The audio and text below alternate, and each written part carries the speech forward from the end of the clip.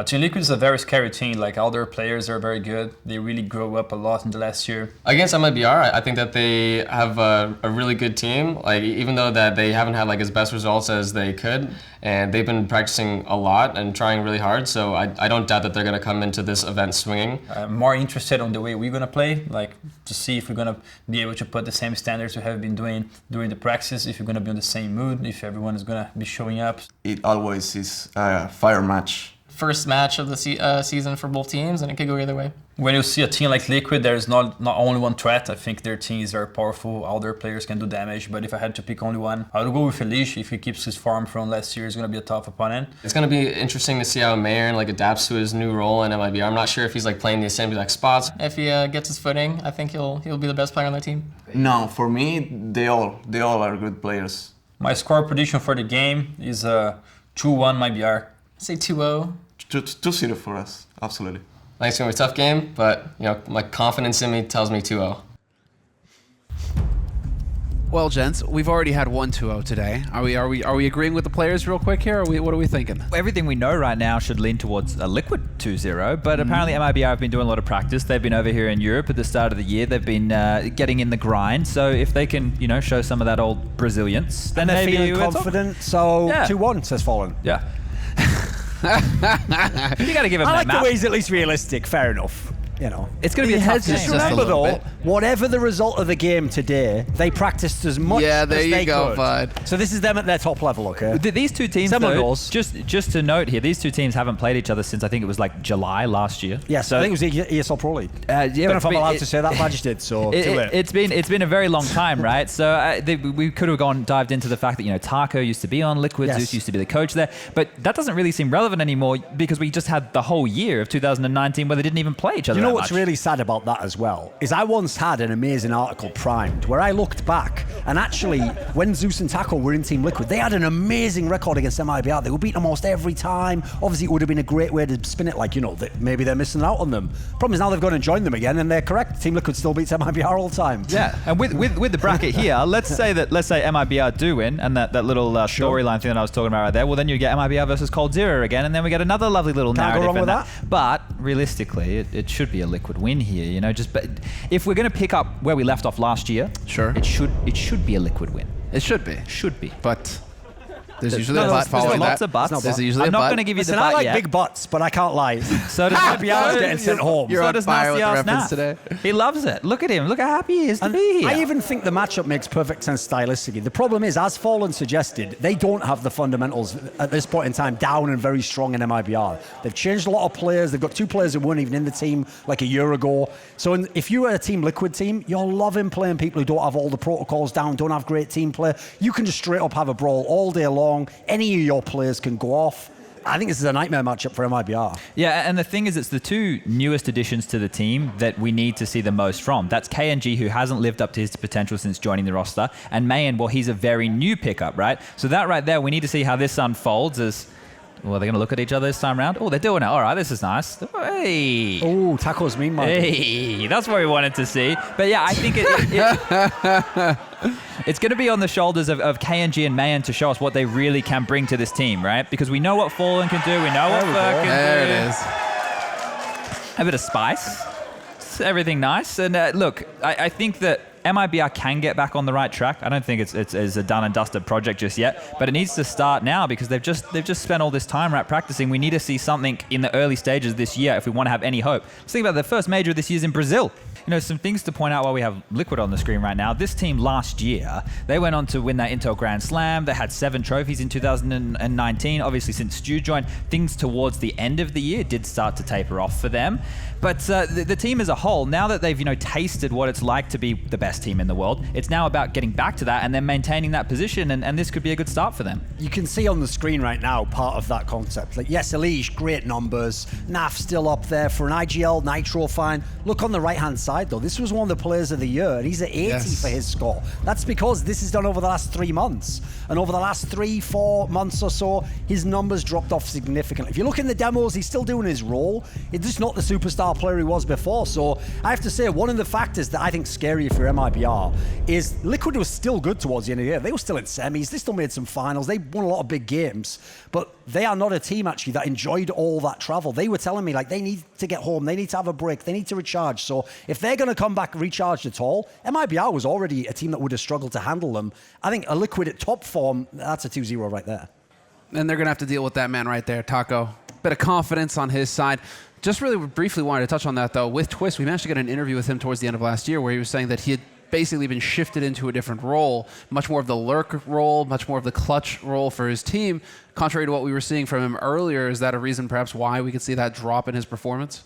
Potentially, yeah. I didn't really notice that a huge amount while watching their games. It's going to be interesting to see if they've kind of swung back in the other direction with this break. They haven't played an official in like 49 days or something now. It's been a while now, yeah. There has been a period of time for that. But I think what Nitro said, there's the same sentiment as what we had with the FaZe interview in the sense of, we knew what we were meant to be doing. We just weren't doing it to 100%. We didn't have that focus that we needed. So maybe that's the same kind of thing for Liquid here. And now that I think this man on your screen right there, Stewie, is the most influential figure in the Liquid roster. And that's because he's the biggest personality. I think when the chips are down, this man right here coming for the players, bringing the momentum up, I think he's the key to Liquid's success, actually. I did like, though, that he acknowledged it's not about like anti-striking Astralis, thinking about Astralis, whiteboard with Astralis written on, all daggers next to them. It's not about that, because it's not actually Astralis that necessarily just stops them winning tournaments. Like EG won tournaments, Fnatic won tournaments, Mouse won tournaments. So you can't say it's only Astralis, because actually at EPL Season 10 finals, they could have won the tournament. If it's only Astralis they couldn't beat, they were on the other side of the bracket. Mouse took care of them. So I think I agree with him. It's about becoming the best team. And if you're the best team at that point in time, even if your matchup against Astralis is bad, beat everyone else and take the titles. Exactly. But now we're going to go ahead and move on to their opponents who are sitting across the stage from them. MIBR, the 5 here, as far as the scores are concerned and as far as the roles are concerned, gentlemen, anything that stands out for us? Oh, how about this? Twistzz was the 4th worst player on Team Liquid with an 80 score, and Fur and Fallen are the best with an 81 score. So that kind of paints the picture there. This is not a high-fragging team, high-performing team like you'd think of with some of these names. And they're getting on, right? The average age for this team is roughly 25, and Meyern, the new kid there, he's only 17. So think about how much he's bringing that average down right there. That's why I'm looking at KNG and Meyern as the future of this team, because we know that Fallen and Fur, they can have their moments of magic. They can, turn a game on its head with those crazy plays that they can do, the aggression with the AWP, Fur constantly pushing. But KNG and Meyern, I think that's where the key firepower for 2020 of MIBR needs to come through. That's going to be a rough one, right? I think right there, there's a large disparity, but that's what we're expecting coming into this, right? MIBR have fallen outside of the top 10 in the world. They're not a team that we look at as a contender anymore, but we have the veto here. Mirage banned straight away. Normally they've been banning out the likes of, the nukes, the overpasses of the world. I mean, that is a map that Team Liquid has an unbelievable record on, I will say. So get it out of the way now. The thing is, this is all up to Team Liquid. It's what do they want to play like? Do they want to go into an overpass? Do they want to get dodgy like that? Do they just say straight up, we'll even pick us 2 against you? Okay. This is pretty nuts right now. Well, the thing is, Liquid, they've no slouches on Vertigo either. Yeah, so this suggests MIBR have been putting in the hours, though. It's strange with KNG and Fallen having 2 AWPers, but I guess they're combat AWPers, right? They like to get in the nitty and the gritty. And talking to Kenny about this map, someone who also likes to be close with the AWP. There we go. He can make it work on Vertigo. Inferno, well, that was a map where we saw Liquid, even take Astralis to the cleaners in past. So that's something there to note. Just with that train ban from Liquid, in case people aren't too sure, this roster has never played an official on train. It's been their permaban for the entirety of the roster. They played 219 maps together. They never barely played played a it train. even with tackles. Just that one time at that finals against Astralis. No, the Inferno pick makes a lot of sense. It's not only a brilliant map for this core of Team Liquid, but we all know the MIBR guys tried to make that work more than Bardolph making that whole play-by-play commentary thing. So still going with it. Well, yeah. Dust 2 is the 3rd. I don't mind that. I'm surprised that Liquid didn't want to take it somewhere a bit more tactical, right? I'm surprised that they didn't want to go with... Yeah, so you can see here with Liquid, they're moving to something which is going to be more brawly, maybe going to be allowing the individuals of the team to get going a bit more, but that's where I see the door being open for MIBR, right? You also don't think of MIBR as a nuke team. No. So it's curious. Maybe they think, because it is unknown, we don't want to get counter-stratted. We don't want them to have all these pocket strategies that we're not ready for. So Dust 2 is probably a safer pick at this point. And it is the older version, so don't worry about that B-bomb site just yet, ladies and gentlemen. Exactly. And well, gentlemen, you've already made your predictions on the social. We've seen it. Everybody's gone the way of Liquid on this one, so no big surprises there. But it's time to hand it over to our commentators. And we're going to be changing it up. Second match, second pair. It's going to be Scrawny and Launders taking the mic. Yeah, thank you, gentlemen. A couple of fresh faces for this last BO3 of the day. Mohan, I got to say, I am stoked. London, you guys turned up. It's the first day of action, and that's kind of special. So thanks for joining us on day 1. Let's bring the noise to this one. The MIBR cheering crowd audience right here. We've got Liquid all over the stadium, so we just need more and more noise.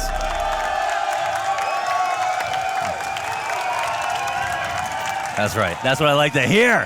That's it, Let's baby. go!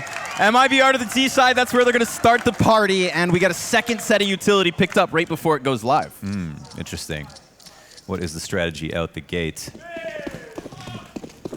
T's move out. MIBR again. We had that whole spat between Semmler and Fallen, and we found out how much MIBR are really playing. Their practice stats getting put out there. Elige coming out with the first kill for making his way for J-Hall. Stewie moving back on the site. Talk out nice and early makes this really strange for MIBR. Whatever their pistol plans were have to change now. Nice and easy, no threats as of yet. I'm really curious to see if Twistzz gets one off here. Meyern, I wonder how much pressure he's feeling now that he's sat across from the best of North America. But they're not making moves. They are really letting MIBR work with this one. And that's beautiful, right? I feel like MIBR, they're the team who have set up this challenge. So let them open up shop. But Fallen's going to take the front. And Twistzz still tucked into this. I mean, oh, Meyern crouches outwards. Doesn't know that angle enough to hold him back. There's Naf in from above. And they get the best of it. 2 kills to 1. Retreat into the bomb site and lock down this 4v2. But Fur may have found a little bit of space to play with over at that A site. So let Fallen dump out this utility. Let that draw the rotation over, which you see in the CT floating in his spawn. But that's it. That's the duel that mattered. And Stewie picks it up. Yeah, it's a good try. You know, give it your best shot. Coming into B, they knew that Twistzz loves to get into that corner position. Getting the trade was the most difficult part. You saw Fallen just holding onto the angle, just expecting him to peek just a little bit, but he wouldn't give it to him. Bomb, will it get planted? No, not a chance in hell. Elige takes him out. 3 up for Liquid, 5 down for MIBR. An easy round here to start things off. I like that there were layers with that one. You know, the 3 Ts at the bottom of B steps initially, that could have just been the all-in barrage. However, Fur nearly draws it over towards that A site, and even though it's worst-case scenario, Fallen still had the bomb in order to go for that 1vx. So MIBR had multiple chances at it, despite being in a disadvantage in all of those chances. It wasn't a flat-out fall. So into the second. Let's get it down and dirty. Deagle here in the hands of Fallen. P250 for Fur. Really little to work with. Yeah, it would have been nice to have the bomb in hand. In the hands of Fur, that is, on A site. And we talk about Meyern. He came into the team, and in all of their matches, they played about 30 maps together. Meyern's gone with a 1.0 rating or higher about 9 times. We look at like Taco. He's gone over a 1.0 rating 15 times out of those 30 times or so. Yeah, and those are 2 players who were not hired to do the same job. They were hired for different jobs. So, as we saw from Fallen, kind of a measured confidence talking about his expectations from both these players. Yeah. And you can see why. Easy cleanup. Nitro makes work of the MP9. KNG falls to the wayside. Team Liquid from the pistol to the 2-0 start. Yeah, clean. Very little losses. Now, we don't know where the meta leans in 2020. We haven't found out on Vertigo if it's going to be leans towards the A site and that really messy post-plant situation that constantly happens, or if there's going to be a lot of executes towards B. We know Liquid have tried to incorporate it into their game plan to take on B as many times as possible, but the post-plants were the most difficult part. MIBR coming in with new strategy on a very undeveloped map can show us something new potentially at the B site as well. Of course, those Betway live odds now skewed back a little bit with this round, seeing as it is the big buy. Rifles included.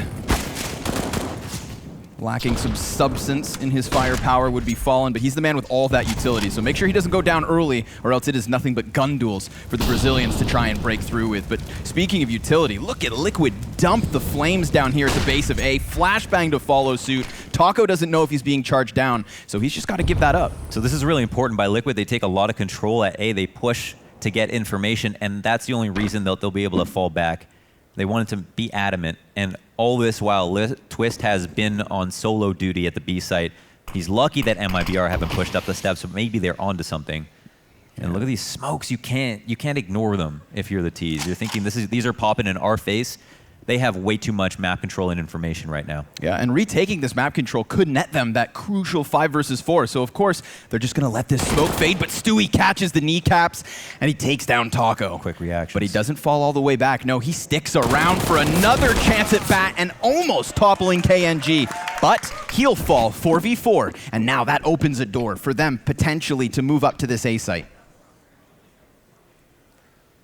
Neff is one of the shortest, smallest, and least intimidating guns in the game, but it is the MP9 at close range. It can put in work. We'll see headshot in, and Fallen is out. He'll turn the corner and look for more, but Fur is the one who wins that duel. And a crucial one at that. That's the bomb being retrieved there, so thank goodness they had 2 players doubling up off short side. KNG is going to give cover with as little HP as he still has. Remember, there is Meyern still alive, but on the other side of the map. And seeing as he doesn't want to give away info, he's just going to wait. KNG, a bait, and a difficult position. He's stuck to the fight. Fur down, and now it's all on Meyern, but they still don't know. And they're going to tap that bomb, solely focused over on ramp. He gets the both!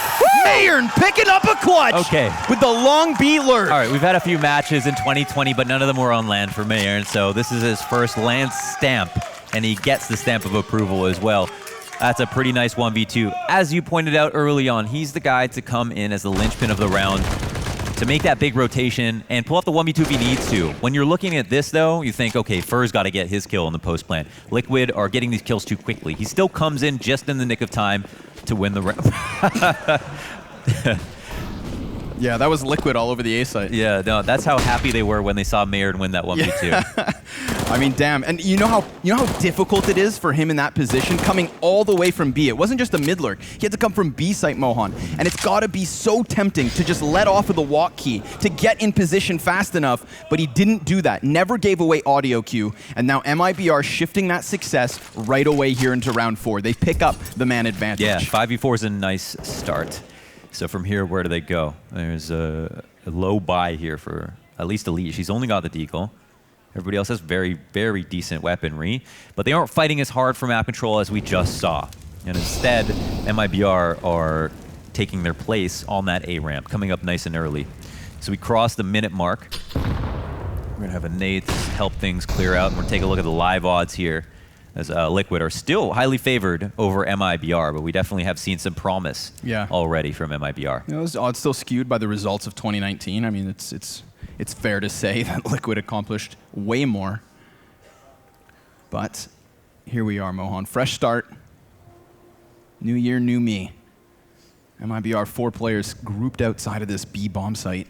Twistzz has been waiting for action for about 3 rounds now, so it seems like he's about to get it too. He's going to have that wall of grenades. We see the 3-piece go up, completely blocks off anything behind green. Twistzz just going to try to get his eyes over it, but there is no angle for him to find, despite being desperate. So a couple off shots ring off, nothing connects.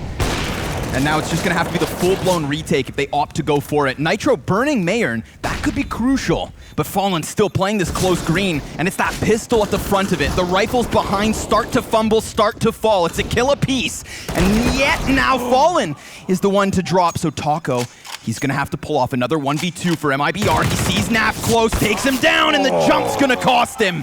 Elige to pick up a clutch. Tries to spot just for a little bit of information. If he got a name tag on Elige, he could have fallen back, maybe been able to drop in without taking the fight, and then had that come down to the last second. Instead, Elige picks him out of the sky, no problem. This was the difficult part for Team Liquid as well on Vertigo when they tried to reinvent the map a little bit. They found it difficult to pull off post plants. If we look at MIBR, they had a lot of advantages in that post plant. They had man advantage, they had Elige on a deagle, and they had the bomb go down without anybody in the site. So there was not a lot of information on where the post plant positions were, but Nitro's molly as a zoning grenade was really good to burn out Meyern in the first place. That was probably used in tandem with a flash. And then everybody else kind of worked all of the default positions, these generators, to get their kills. It wasn't that difficult for them to do. You'd expect that to be able to do it again. Yeah. So what can MIBR do to make their B site execs a little bit different? Do they have to work harder in the post plant? Is it a situation like Cash on A, where if you just plant the bomb, you're just going to get retaken because it's too wide open? Do you have to push to what the truck would be? Do you need to get into their CT spawn? Could be. I would have emphasized that post plant, but there was a crucial duel going down there between Nafly and Fur. You saw Fur over towards like the top of the staircase, Naf still in between green, and Fur had to cover the back of Fallen, who we saw in that huge position, tucked up next to the green box, making sure they couldn't actually get onto the bomb site. And if they had been able to maybe stick around a bit longer, then Taco could have been in a primed position as opposed to having to jump through that window. Who knows? Point being, we've moved into another crucial round, but Twistzz just blasts Meyern away. Hold on. Where'd he come from? I don't know. That's a very big question. I think that may have been a boost. That may have been a run boost from T-Spawn, the top of T-Spawn. They just threw him onto the stairs, but it doesn't matter because Taco throws them back up that A site. They already had a 5 versus 4. They tried to go one better, and suddenly this round gets turned right back on its head. MIBR have advanced positioning here in middle, but Twistzz takes down 2. He lines them up just as they hit this cusp of the mid push. And just like that, it's even keeled. They even have to go back for bomb. Oh my god. Yeah, the recollection of the bomb commences. KNG picks it up, and in this 2v2, there is a lot unknown. This is going to come down to timing. Taco trying to play it carefully. Twistzz kind of wrapping around into mid, and it's unclear exactly how safe they'll be on this bomb plant with a retake. Oh, they're so far away. Yeah, they are actually pretty far away.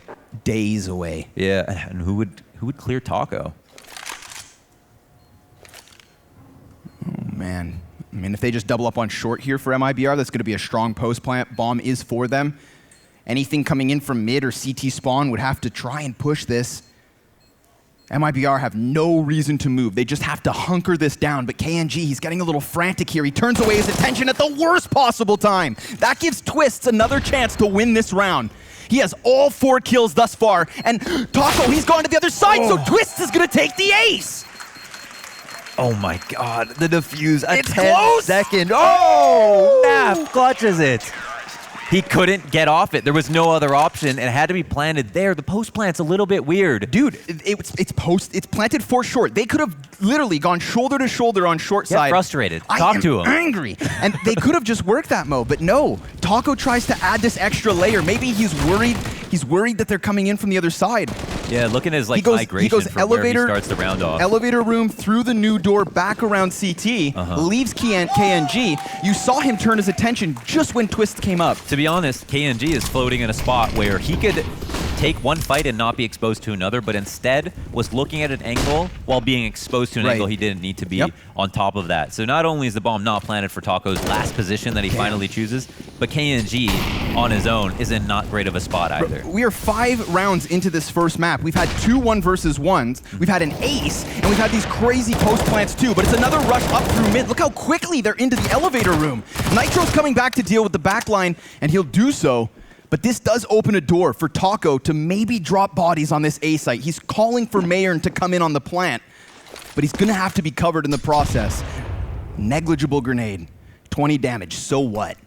Taco still looking to keep those crosshairs honed forward, but Naf, he just dropped that bomb, dies to the second player, so Taco with everything to do in this 1v4, and with so many people peeking him, he's done for. 5-1, Liquid lead. This is when judgment gets clouded. You've got 3 rounds that you can point to right now where MIBR have an advantage moving into the late portion of the round. 2 of those rounds were just great post-plant situations where they pretty much played themselves. They could have easily locked down those frags or pushed it to the time limit, but instead ended up getting kills. Taco is on the receiving end of a lot of these situations. Once with the jump, that's a little bit unfortunate. But it is really a team effort to lose here for MIBR. There's multiple pieces at work that are all making slightly poor decisions that are resulting in these post plants that don't go their way.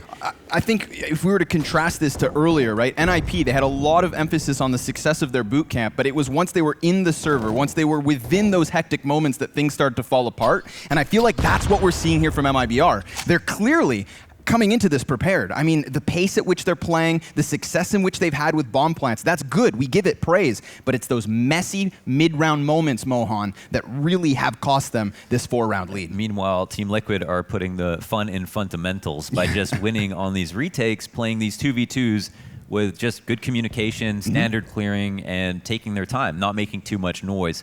So this is great practice for MIBR at the very least. I mean, Liquid aren't doing anything special just yet. Ooh, shadow because they don't spotted. have to. He knows Taco goes around that corner, fires a little preemptively, but he does have Nitro here to back him up. And considering it's just that one Krieg, there shouldn't be too much of an issue. Nitro tries to cover off his flank, but it's really Fallen who's made the difference there with the Deagle frag. Luckily for Liquid, here comes Nafly with the big green gun.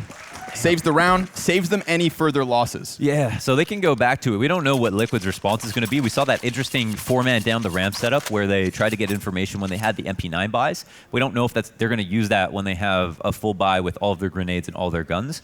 But it's something that could work if they know or they think that MIBR are going to rush B. That's not one of the safest things to do at the moment. But what's also working for MIBR is eventually getting up the B site. Maybe if they sped that up on a round where they thought Liquid are going for that A ramp control, they'd have a much better time of it. Twistzz almost gets caught off guard. There's like an opportunity there for Meyern, but he's a little bit smoke blind, and he can't get that angle that's just so juicy. And just through the rhubarb, we've got Nafly peeking over top of his teammate on top of the default box on B. Twistzz will now fall off. This is where they seek out the information. Interesting, again, to see Liquid leaving mid wide open. They're not concerned with it. I want to say that was almost abused a couple of times. I mean, there was one round where we just had MIBR flying past this position. And they've got the bodies to do it. Could floor it at a moment's notice. But Taco sees nothing, Meyern the same.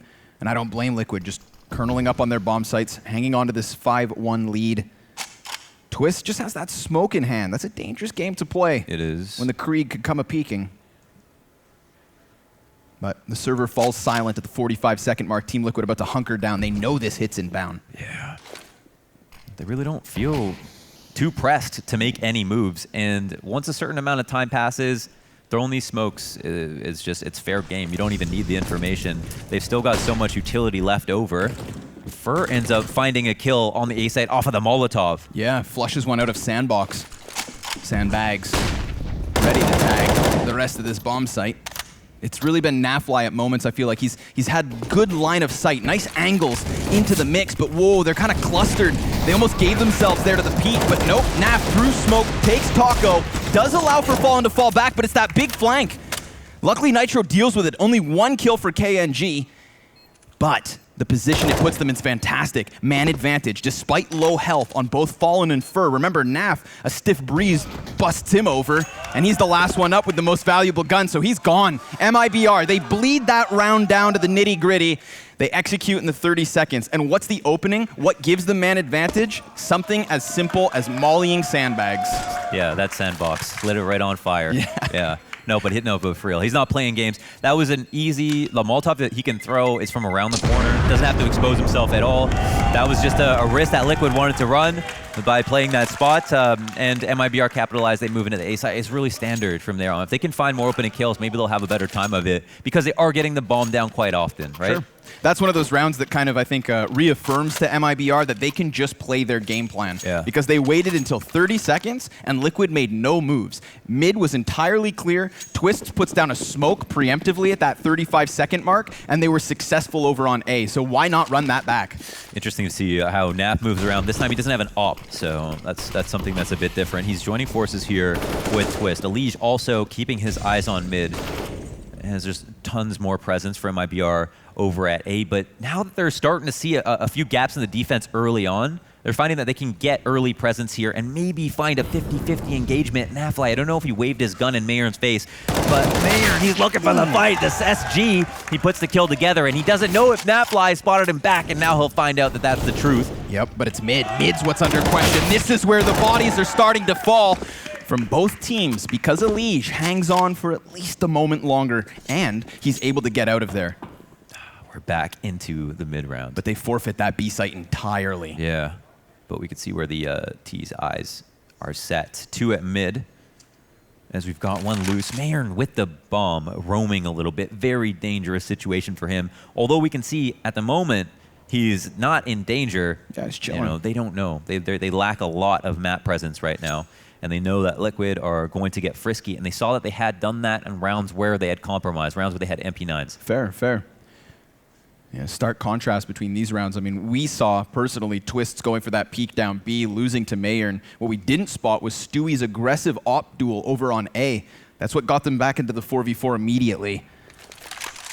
But they opt not to charge straight into a bomb site. Instead, they're going to play some games here, Launders. 15 seconds left. Yeah. They've worked middle, and look at Stu. He's screwed with no cover on that box. Bomb plant at 10 seconds is perfectly fine. They've locked down the round. This is inevitably going to be a 6-3, still to the favor of Liquid. Yeah, Elige's the boy genius, but he's not going to find a way out of this one. He'll turn tail and run. That's a round where they take a lot of time, obviously, but it's dangerous for Meyern because he can't safely get to his teammates. They've got to walk, they play it safe, and they're also waiting for pushes. He has a great gun. He's in a position where they might have pushed to, so they try to bleed it down, and you could be critical of the fact that they did take too long, but at the same time, you can see why they'd be very scared. They can be, and they end up making a great move at the very end there. And there was still a mid-round moment where Liquid were side by side making plays, you know, still at least sniffing out portions of the map. Poor Meyern, he's telling his team, it's all right, take your time. But at any moment, somebody comes around that corner, drops him with bomb, and he's basically lost the round. Yeah. So a sketchy situation, but one that MIBR will still pick up. That's 2 rounds in a row as they cut the lead to 3. Yo, it's great to see you guys. It's great to have a Brazilian fan section in the corner of every single event. I'm always so impressed with how far you guys come out for events, or whether it's just from your communities to come to the lands that are in the neighborhood, but you're always showing support, and that's really great. Now, we're just on the pistols here for Liquid. They've got Elige's one gun, a lot of presence from the CTs to answer back. But MIBR have gone this far and not gone farther until, you know, we've crossed the minute mark. This is just standard practice for them. Smoke comes in and pops in their face, but it doesn't really matter to them. They know that Liquid haven't turned the corner that many times. Yep, so let's see if these pistols can set up Elige. He is still holding on to a flashbang, so got to be cautious. But look at this short peek from Taco. He could topple this tower, a 3-man boost. And they're too worried about coming around that short corner until now. Taco does catch just the tail end of it. And Elige is still in the midst, surrounded by all these pistols. Taco taking down a second, but now it's just one player left. And Elige knows if he chases this 1v1, they're going to grab guns. Hell, they could take the bomb. But Fur gets out just in the nick of time. Yeah, they get away. Bomb's going to get planted.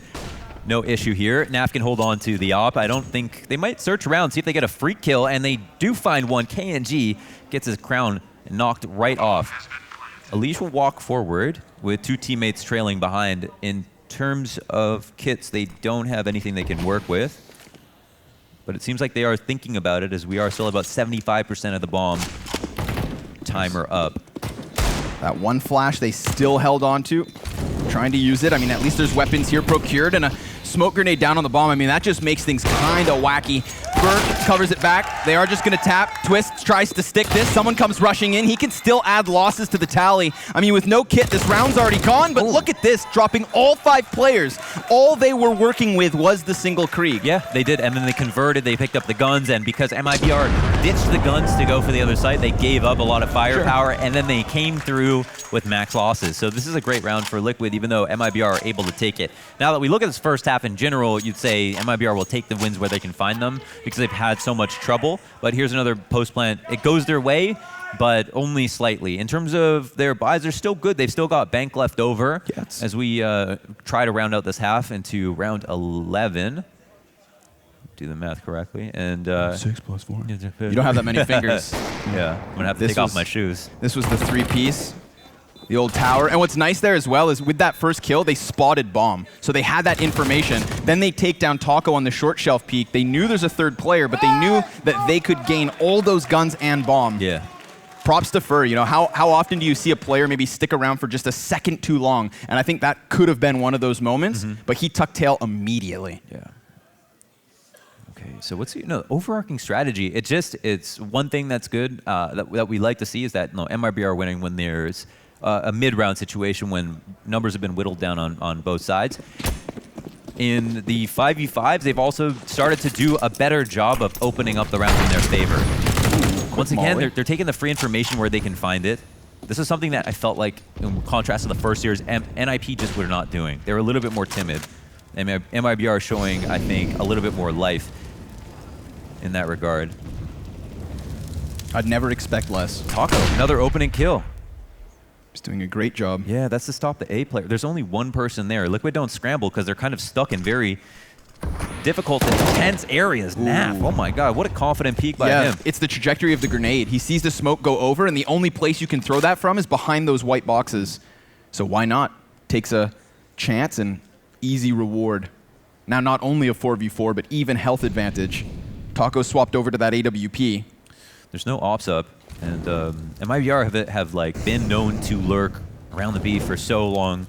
They've kept even strength on the T side on A and B, so Liquid are naturally kind of scared of both, which it seems to be hampering the rotations a little bit. But now we're back into that kind of A exec. Just dodges the frag. Drop to 66. Fallen gonna put down another smoke just as that one begins to fade. Safely planting bomb. The CT's calling numbers over. Remember, Elige from the flank is toppled. Nitro's taking more damage in the meantime. They're calling for Twistzz to come over. He was trying to flirt it around with the idea of a flank, but ooh, wow. He's out. That's the safe call, and another round added for MIBR. They will close the gap, 6-5. Yeah, that's so much better. And now that we look at the past and we think, wow, they could have won like 3 rounds early on too. They could have had actually a very, very solid half. At max, obviously, they can only grab 9. That'll still be really good if they can do it. Yeah. What's wild there, too, is like the only casualty on that A site is Elige initially. Everybody else after that was just playing behind the utility. Yeah. Excuse me, was Stewie. Elige died on the flank, and I mean, that flank could have been the difference maker, but you saw the moment he went down, they gave everything up. But the only reason that nobody had gotten into the mix, into the holding bomb, was because excellent smoke grenade, all these banked frags off of the walls. Looked good. MIBR, well versed here in Vertigo. Yeah, it's true, and it's great that they also are like taking time to work mid, whether or not Liquid want to pay attention to it. They also, Liquid in these last 2 rifle rounds have not had an op. Twistzz, incendiary bounces. Don't know if it actually lands on the floor.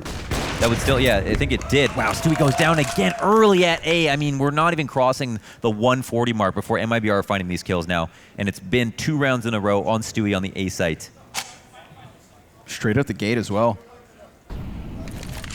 2 rounds, Stewie's just had to play from the sideline.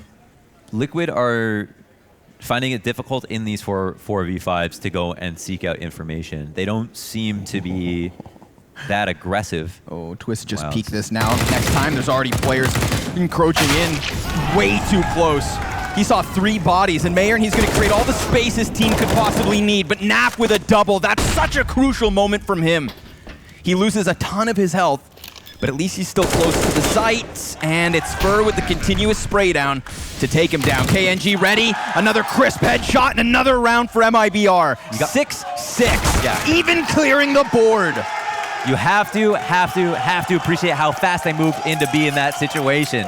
Yeah, it's definitely looking like MIBR's communication is improving. Everything's gelling a bit better. They're acting fast off the 5v4, and they're making a decision, and it's not always the same thing. I can see why this game has been so hard to read for Liquid, and what MIBR have learned without even being able to see what we see is that Liquid aren't moving much when they are losing a player. So why not going to the execute? Why waste time and let it go to the last second like it has in the past, and allowed for some very sketchy mid-round? Stewie's going to change portions of the map. I mean, luckily it works for him. He's still traded out. They're able to get back on that MP9, but KNG comes in here to deny them anything else. Meanwhile, working up towards the A site's Fur, he's going to find absolutely no resistance other than Nitro on short. And with that CZ, should be a bullet to the head. Ooh, but he does get into round the cover. Taco's ready. The round's won. MIBR are on fire, which is something that you didn't expect to see in this app, which is something nice to have in the graphics. Props, speaking of the graphics, nice new stuff here. Yeah, they're going with the that Into the Slighty comic book vibe. And it's working. It's working. There it is. Now we're talking headshots on headshots. You can really see MIBR's form starting to take control of the game here, Mohan. Yeah. I felt like the first few rounds, they were really sizing them up. Like, remember when we had to wait till the last 25 seconds? Where did that go? Exactly. Yeah, things are starting to make a bit more sense. They've got a feel for the map. You know that they haven't played these. They probably haven't played against Liquid offline leading up to this tournament in scrims on Vertigo. This has got to be a pocket pick that they're throwing at them unexpectedly. So MIBR did a great job of just feeling out the rounds in the beginning, even though it cost them some wins, and have now actually taken a numerical lead in the half for the first time.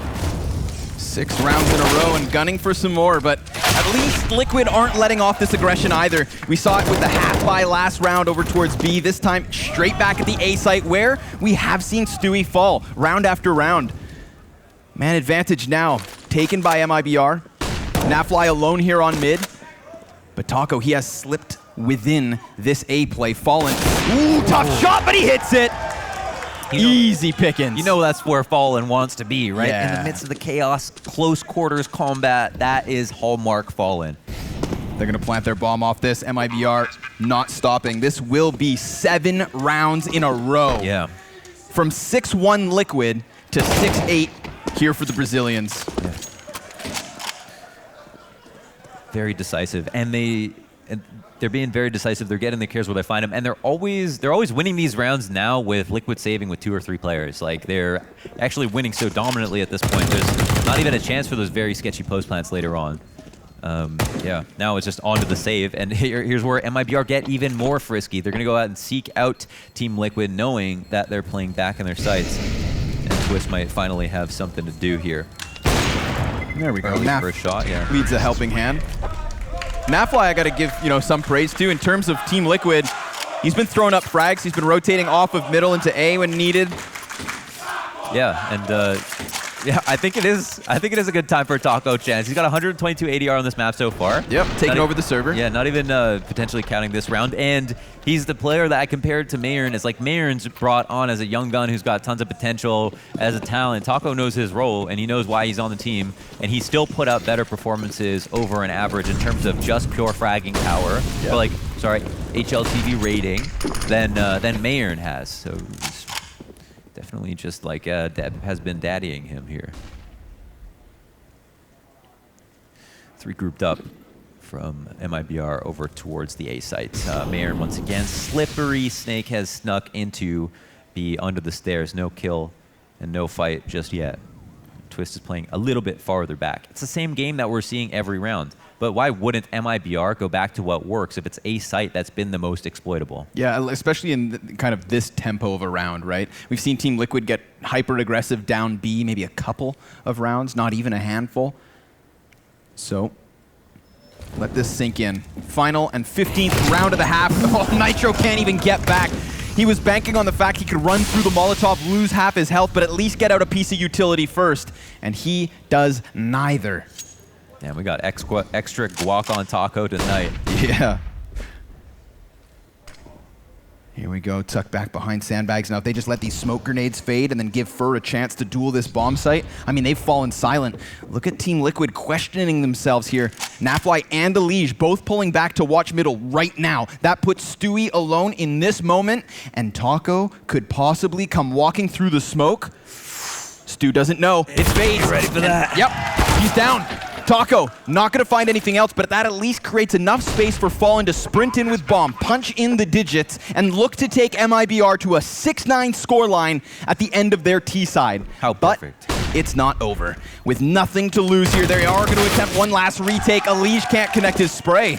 Twistzz is going to try to throw out some smokes here. Block off line of sight. Naf gets one step closer, but Fallen misses the shot. That gives him a very real chance. With the bomb already halfway gone, though, time is the biggest issue. Twistzz gets just one, and he is down. MIBR not stopping. The Flames take over the server, Launders. Full control from the halfway point. Ladies and gentlemen, we'll be back after a break with the second half of Vertigo.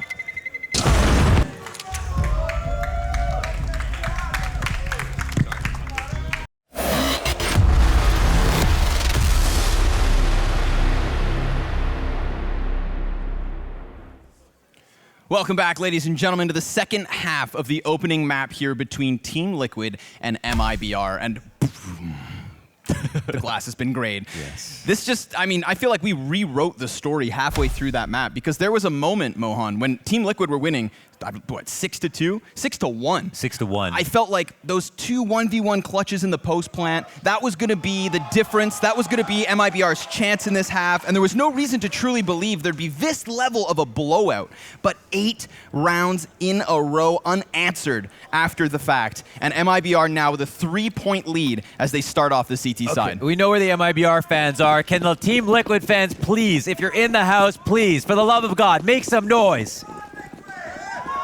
Yeah? All right, a little bit late, a little bit labored. They're Come on. around. You got lots of time this half. Please, make some noise for your team. Let's go, let's go. Second pistol.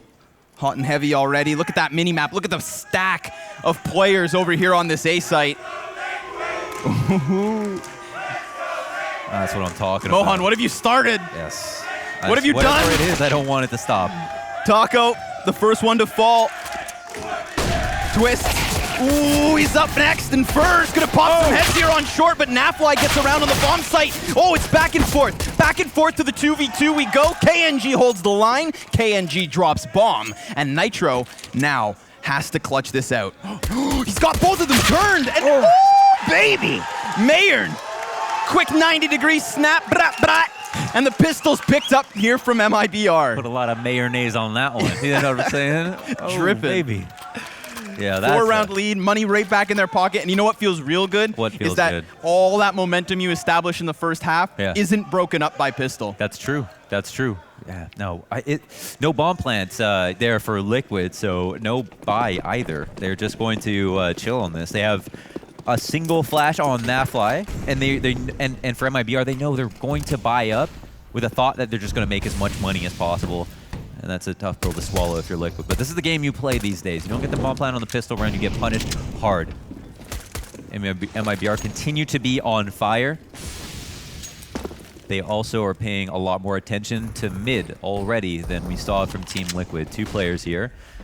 As Meyern is the one who not only worked B on the T side, but has also taken the place of the defender on that side as well. It's nice to see a little consistency between halves. Count it up. The MP9 kills, $900 apiece. Money, money, money, money, money. But not too much. Oh, USP perhaps. Meyern's on the other side of that window, wanting to get his cash injection. Just hoping somebody comes his way, but not to be the case. A little desperate boost here in middle. Twistzz does have the Deeg. They hope that Meyern would come through that windowsill, but not to be the case. And now they know where the last man's at. So Elige, his time is running out. They're going to go for the double peek, making the most of the money as MIBR get that 11-6 score. The story of 2020 is going to be opening up map pools. You just can't get away with having a weak map pool if you want to be a Tier 1 team. Yeah. If MIBR wants to take any wins at big tournaments of 2020, they have to do it starting with opening up their map pool. No matter how hard it was to get on their feet on the map that they had already, they are too big of an organization with too much on the line, too much pride, too many fans to have a weak map pool. So it's great, again, to see Vertigo. And it's more practice for Liquid. It's a map, but it's a map that now Liquid know that they can't scare teams into not picking against them. Yeah, and now they know that they're going to have to fight other people on it. And here's a situation where they might take their first match on Vertigo in 2020 as a loss to a team that they are definitely greatly favored then. The last time they played together was in Blast LA in July. Before that, there was 3 other times in 2019. These guys barely ever lock horns.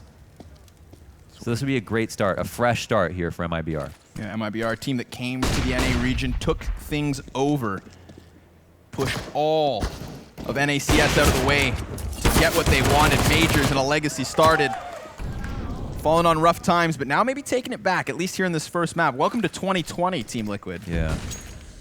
And I love that story we were talking about where, you know, this was Team Liquid's strategy in their final attempt at besting Astralis back in Bahrain. They won it. They What won. goes around comes around. That's true, I guess. If this karma is real, I'm not sure. I don't have confirmation on that. If that's the case, then that's true. Up the B steps we go. Twistzz. He's playing like Meyern in that sense, leading up the B steps as he was here defending it just a few minutes ago. coming around the corner. He's going to be the one elephant stomping across the site. Meyern takes advantage of that and will try to turn it into 2. It's Nitro to pull a bullet in his head and KNG's. Big one from Nitro. He's the reason this bomb goes down, but how about taking it over the line? Oh, Fern! Not going to give him the chance. Quick sidestep and a spray off the SMG, doubling up the score of Team Liquid now. From 8 rounds in a row at the end of that T side to 3 at this start. Woo. It's hot. They haven't gotten around since they were up 6-1. Nope. Not a single round. Just yet. We know Team Liquid have a T side, but they've got to give themselves a chance to play it. Here's one rifle round down where they'll have to move into another save. They haven't done enough here to build up a bank, so that's obviously great for Team Liquid. Nitro getting put down in the 1v2 once again, even though he did a pretty good job on the trades as they tried to entry onto the B site. Half-buy territory for Team Liquid. Armor on everybody, yes. Good pistols, yes. A couple of grenades, sure. Now they get one player off down early. Meant to be that wall of flashbangs, but it's not going to hold much back. Naf, the only player with success here on these pistols. Excellent wall bang damage, though. He's feeling good. He gets the deke, and just like that, he's down to the 17 HP. Smoke grenades really kill the momentum here, and you could see Team Liquid, they came charging, stampeding even, into the base of this ramp, giving away all the audio in the world. So they weren't trying to hide their hand. They put it on the table. So far, they've been spread out. There's Fallen continuing to topple, and Taco trying to keep his head in 2 directions. Takes a bit more damage and wants to get spammed back as Naf, but nope. Oof. Close one. Yeah, that was actually one thing. One of the best parts about the Team Liquid's T side, when they went back to working on their A stuff, they were doing such a great job of connecting bullets through that wood wall in the A site. So before they executed, they always had 40 or 50 damage on a few players who were defending. And that's really hard to play against because you think that if you're going to start off the round and those are safe areas for you, you can stand there and wait. Team Liquid kind of nullified a lot of those positions before even entering the site. And we saw that MIBR did a great job of entering the A site, even without those spams. True. So we know how powerful that strat in general could be. Now we potentially might see something like that, because again, from what we last saw from Team Liquid, this was their site of choice. Ooh, so many flashbangs again. This is going to be potentially consistent in the equation of Team Liquid's A hit.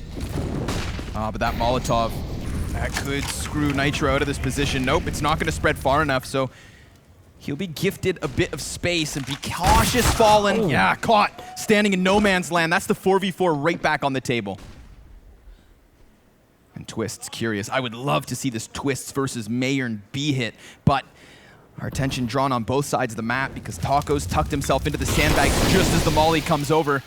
He can smoke it out and he doesn't have to move. His teammate's flashbang meant to turn attention away, but there's so many sets of eyes here from Team Liquid. Yeah. But just as you mentioned, they're drawing time. He doesn't have to move. The sandbags are relatively impenetrable. If they want to throw another Molotov, they can try to do that, but they're expelling utility to flush somebody out. Oh, wow, the CTs are getting more information. Taco makes his move. He goes 1 for 1 on the trades. KNG is back here with an AWP. He's a force to be reckoned with. He's nothing you can sleep on, and there are still 3 more Ts coming around that corner to try to look for a fight. Yep, and the longer they wait, the closer and closer Fur will get. He pushes middle, drops down ladder, looks to get behind this execution at that 30-second mark. So the question will be, does he buy his time? Do they give up the post plant? Does he get caught? Maybe, but he survives the gun duel, so Nitro's just going to desperately try to plant this retreat if he can, which he will.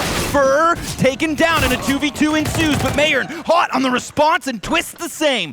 Now repositioning back over towards short. Fallen. Ooh, he doesn't look. Wow. It's KNG dead. Easy. Twistzz had that play mapped out in his head, right? He just decided, I'm going to move up here so quickly. I'm going to take my peek, even right when Fallen taps the ball. I'm not going to wait till 4 seconds till he starts to get suspicious of that big, of him patrolling between 2 angles and just try to end the round early. That's a nice 1v1 by Twistzz. I feel like Twistzz has been waiting on the activation button all this while. You know, he's the type of player. He's not going to get impatient in the sense that he's disciplined. He's not going to make a move if he's not supposed to. But on the B site, when you're down 4v5 and he's working alone, that's an opportunity for him to take if he thinks it's safe to try to look for a kill. And again, MIBR have done a great job stat-wise of getting the opening frag, whether it's been in the first half or the second now. And that's a very difficult problem for Liquid. But if it's not Twistzz, I'm going to assume that he's going to start trying to work things by himself over on the B site. We've got a little bit of a pause called, as we can see from the UI. We've got a full buy here for Liquid, where it's very mixed. A semi-buy here for MIBR. Meyern has his full utility kit. And that last round cuts the 1v1s into 2 wins apiece here between Liquid and MIBR. We had those clutches that came early in the first half. Well, let's see if momentum shifts off of this. Twistzz opening kill quickly. Maybe not anticipating Meyern, who holds off on the trigger. And with Fur getting that kill, Twistzz could very well call that this corner's clear. May not matter if Nitro decides not to go in on this. Yeah, enough times bled down. But damn, that was getting freaky. Yeah. Stewie getting revenge on Taco. Just taking the cilantro out and the diced onions and diced tomatoes and throwing them on the floor. Pissed. He finally gets that kill. Taco's up like 4-1 so far, or something like that. Oh my God! Fallen finds an opportunity.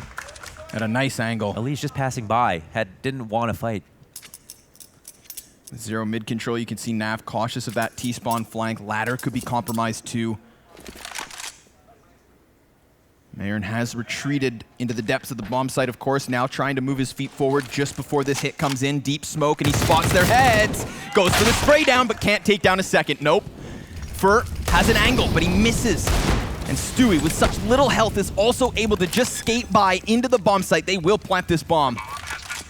And now they'll try to hold on. It's like Flanders Fields over here on the B side with the amount of kills that have gone down already. A split up now from MIBR in the 2v2. Timing is going to be essential. And Fallen, he doesn't see it. There it is. Okay. Okay, saving grace. But Naf, he goes for his peak. Separate 1v1s. Reload in with time. Smoke down. Now Fallen can go ahead and cross. Swaps to the op. Taps that bomb. Could very well look for the kill. A flashbang is crucial. Nitro, or excuse me, Naf is just desperate inside of the smoke. And that's it. That's all he needs. Uncertainty in the back of Fallen's mind. Oh, Fallen dies, loses the op. That's something there. A pretty good round overall. A decent attempt at the retake, though, from MIBR. Like bringing it very, very close. They give it their best shot. Liquid are within 5 now. Man, these rounds are these 1v1s are scattering my brains, Mo. Yeah, yeah, and it was so many kills that went down on B just kind of later on. Oh. I really love being sandwiched between this. Yeah.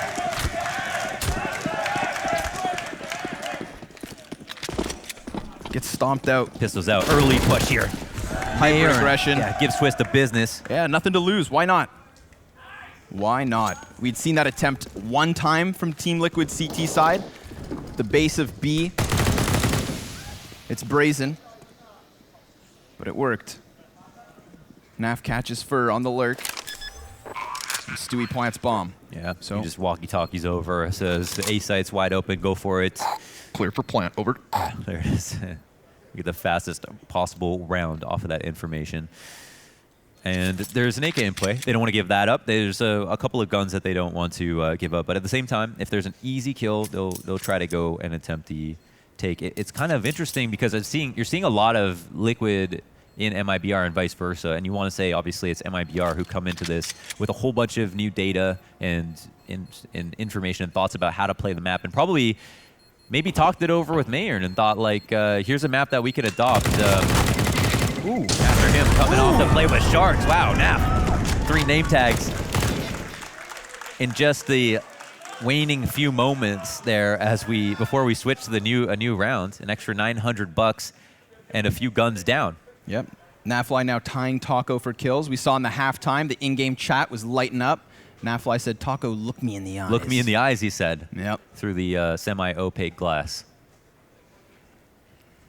We saw the banter in the tunnel before the match went live as well. So I think 2 teams that are happy to be locking horns here in the server. Still a 4-round deficit to the favor of MIBR, but it's the momentum that has shifted. And here's an opening kill from Stu. Oh, could have been a second, but Fallen trades back through smoke. A bit of a saving grace there on short shelf, but Elige catching him. Asking you shall receive. Yeah, come at me.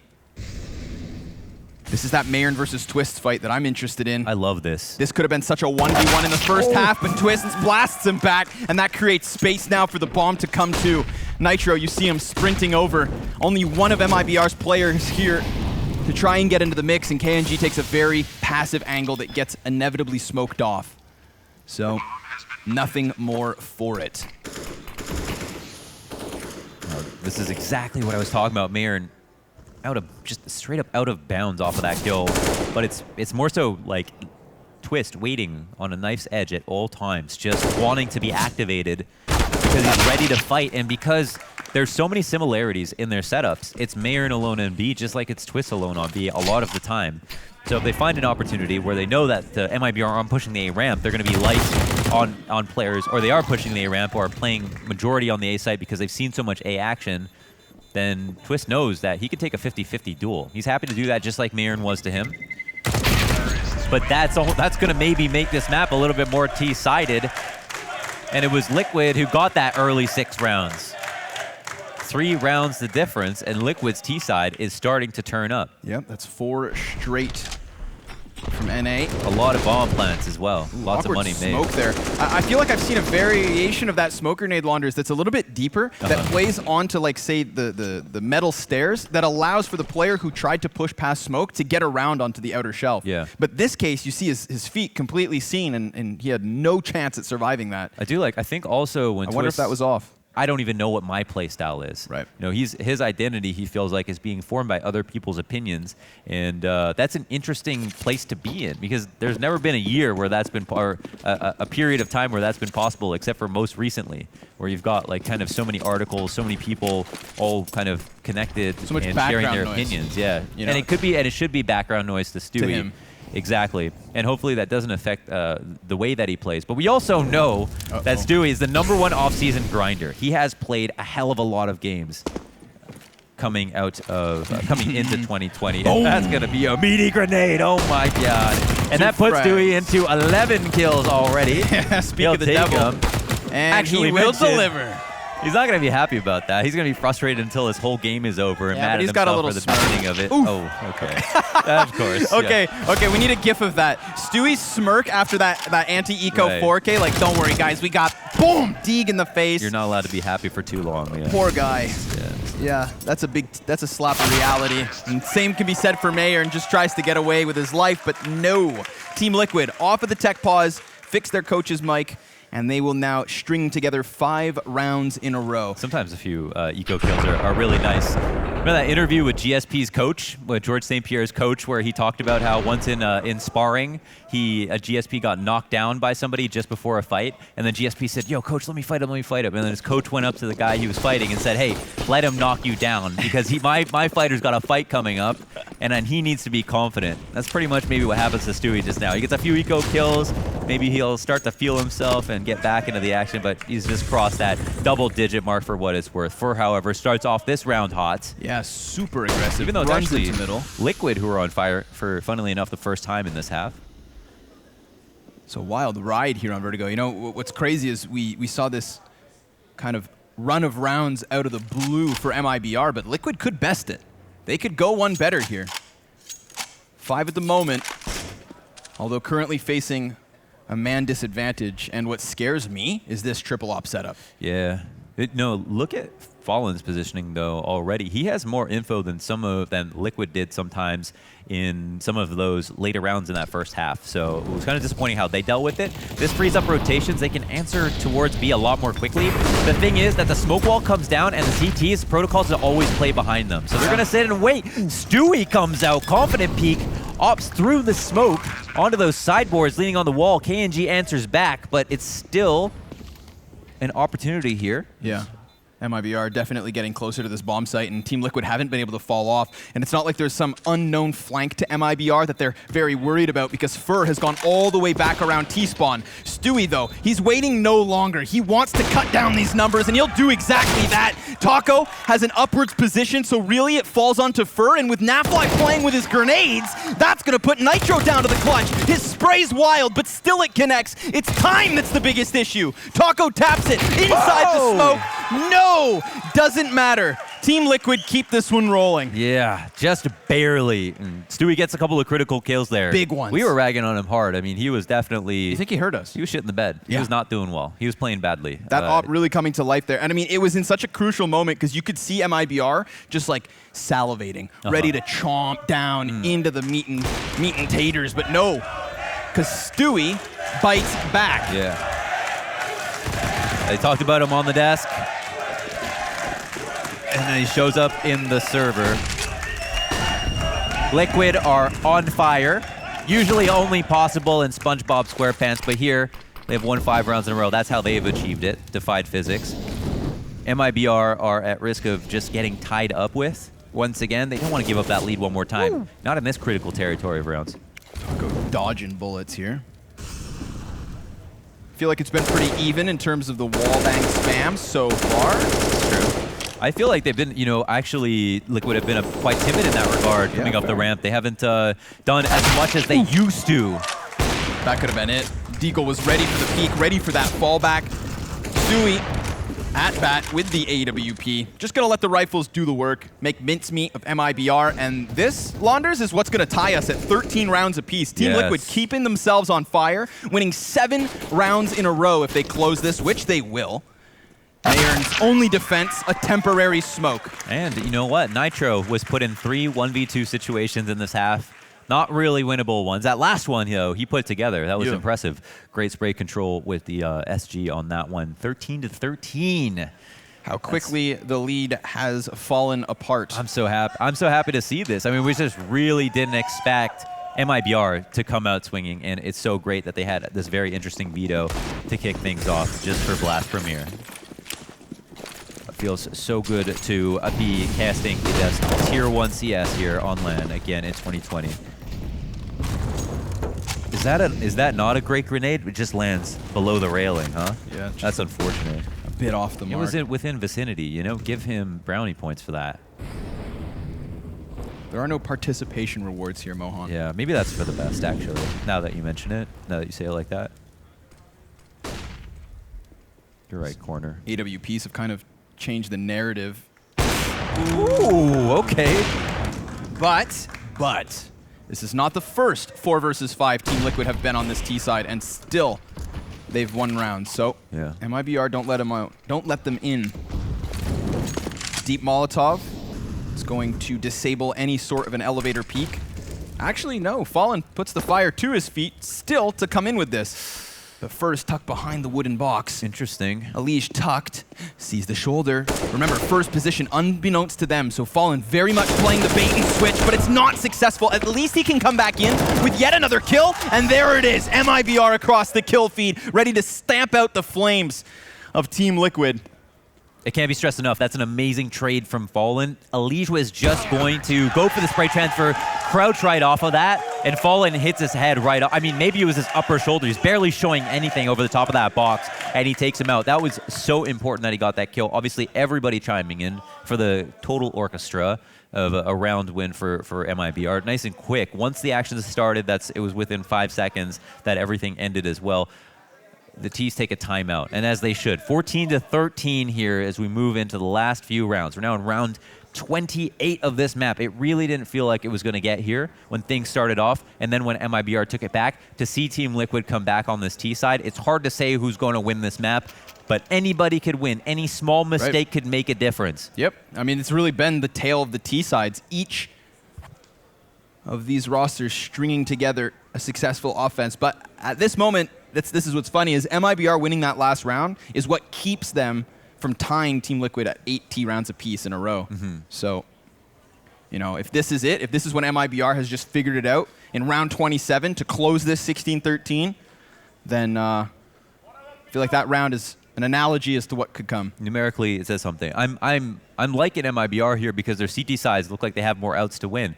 They're being more adamant to get information in the mid-round when things quiet down. They have great lines of sight. Fallen getting that op kill, I think, was kind of hallmark to the half so far for the rounds that they've won, where he's just like, he's winning the duel versus the op. He's the one who is getting peaked, which is the position he wants to be in as the CT, and he's getting information on A for his side of the map so early. The rotations that we see in between the map are so much faster because of it, and that's allowing the whole map to get freed up on top of him getting that opening kill.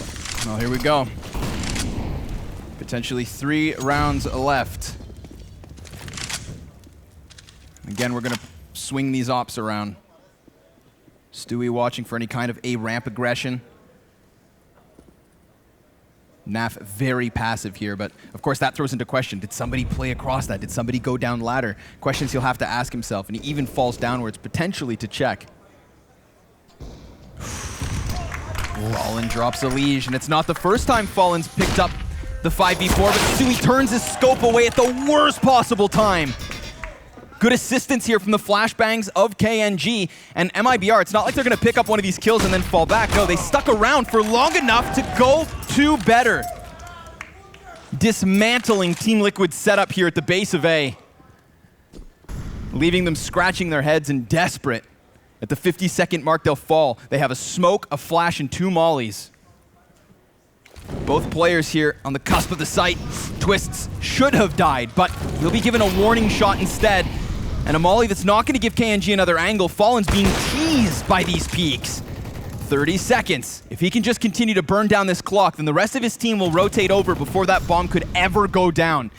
And he's going to hit a point where he could even just gamble his life away, really hammer the nail into the coffin. He finds the back of Twistzz turned, and he wants more. 3 kills for Fallen's op here, really taking the server by storm. MIBR secure 15. You know, it's always tough when Taco's showing face like that as well. And the rumblings of an upset have turned into tremors. We're not quite at Quakes yet. There's still a whole series ahead of us. But the fact that now we're on match point of the map pick of MIBR, the pocket pick, that says a whole lot. And oh my God, Fallen has been so good from perched up on this position. It's been his watchtower, and it's been critical. And I've been critical of Liquid for not having gone for as much information as he has. It was through the tarp. Yeah. Mohan, I had just said like 2 rounds ago, in terms of that wallbang duel, you know, even kill. No. That one frag, I think, tips the scale. Because you saw how desperate, or how, not desperate, but how forced Team Liquid felt after losing that man advantage to continue up A into what was the 3-man Venus flytrap. Yeah, look at this Taco, 101 ADR. Yeah. Taco 101. It's time for other people to take notes, okay? Taco no longer needs to take notes. Crazy. 23 kills for Taco and Fallen. Kanji as well there. Flying high, feeling good. I'm really curious to get these players' thoughts after the map. I'd love to know if Team Liquid really kind of saw Vertigo coming, whether they considered it a possibility. This map not done just yet. Such an easy round. Everything invested for Team Liquid, all that they could scramble together. And it's not the best looks for them. Still, numbers at least here at the top of middle. It is only Fur at half health, now bolstered by KNG. They're going to go for this boost. If the T's get really aggressive, they could put the defense into an awkward spot. That's a hell of a shot from Elige's sidearm. And KNG, who had just gotten back into this corner, is now going to be interrupted by a smoke. Ooh, a second from Elige. Kayota! Now Twistzz, he's got one in the mix, but it's a 3v2 regardless. Twistzz, he's even going to go one better here, really fast-forwarding his position into the B bomb site. Throwing down that molly is going to tell Fallen that he has crossed already. Twistzz, in fact, he's just going to go ahead and prioritize plant. This could be taking us to the 30th round, and Nitro's lurking mid. That should finish it all. Fallen creeps back into the spawn and lets this map go the distance. Wow, we're actually taking it that far. Yeah, Fallen, I mean, if he doesn't save this up, will they even be able to afford one? I mean, yeah, I guess reasonably they could. They've still got a stringy buy at hand potentially. It's just like, there's no chance. It's Liquid to be able to win that round so confidently. There's no chance. And with that round, Elige goes into a positive KD. He gets the 2 Deagle kills that are straight up fascinating. Right. Yeah, I mean if we were going to praise Fallen for his wallbang theatrics, well, that's an Oscar for Elige. Yeah, what a performance. And I don't think he was faking it. He's got more to show. Let's see these acts of God. This nasty. You love that. Fur's the one who takes so much damage that he gets boosted up, even though he's played there before, and that's just a great flick. You know, some Deagle shots are just. Ooh, you see that? You see the cheats in his forehead? Yeah, I saw it pulse, man. He just activated the gun with his eyebrow. Oh, man. That's nuts. To think as well, it's not, you know, some Deagle shots are just good crosshair placement. Those were sick little flicks, and Stewie 2K takes down Fallen to start the round. Wait a second. I want to know what that means. Yeah. What'd you call me? Fallen's out. Fallen was critical. They know this. He's been the tormentor at A. Stewie feels way better knowing that Fallen's dead. He's been the guy to just kill him over and over again after he's basically passed the torch to Taco, but now Taco's the one with the op as well. So it'll be round 2 here on the A ramp. This is interesting. I like that it ends here or potentially continues from here. Timing. Ooh, it's not been his friend. Stewie has to keep this scope glued to the left side. I know he's cautious of a short shelf peek, but here's Taco. He's going to take a little bit of damage to the sandbags. There's a big clash set up here on ramp. Stewie's giving chase, and it is Liquid to come out on top of it all. KNG 1v3, nothing to lose. He is all in towards this A site. They beat their biggest demon. They finally got up the A ramp. They get into the site, bomb down 3v1. KNG, you would think no way in hell. Yeah, but this man is made of magic, and he's wielding his wand. Dodges that first flash. Smokes begin to fade. How in God's name will he unearth these 3 Ts from their post plant? Missing the first shot's not going to make his job any easier. And down he goes. Team Liquid forcing it to OT. MIBR need to take this map. We're going to OT. The map's not over. It's extremely discouraging if you're MIBR at the thought that you have to go to OT, but they have to take it. There's no way they're winning the series without this map. You don't think so? I mean, when we get there, I'm going to pretend like it can. Right, okay. This is a very important map for them. Yeah. Man. Everybody take a breath. Nice. Yeah. Oh wow. So I mean, you can understand why they're tense. I mean, that's a. Yeah, you don't want to be a team who contended for the very best of 2019, walk into a fresh year, and then lose to what could be potentially at the end of this series a bit of a gimmick pick. But no break, no real chance to catch their breath or wipe their brows. Mohan, I'm aroused. It's overtime here on map 1. Yeah. Okay. A little TMI, but that's cool. Another boost.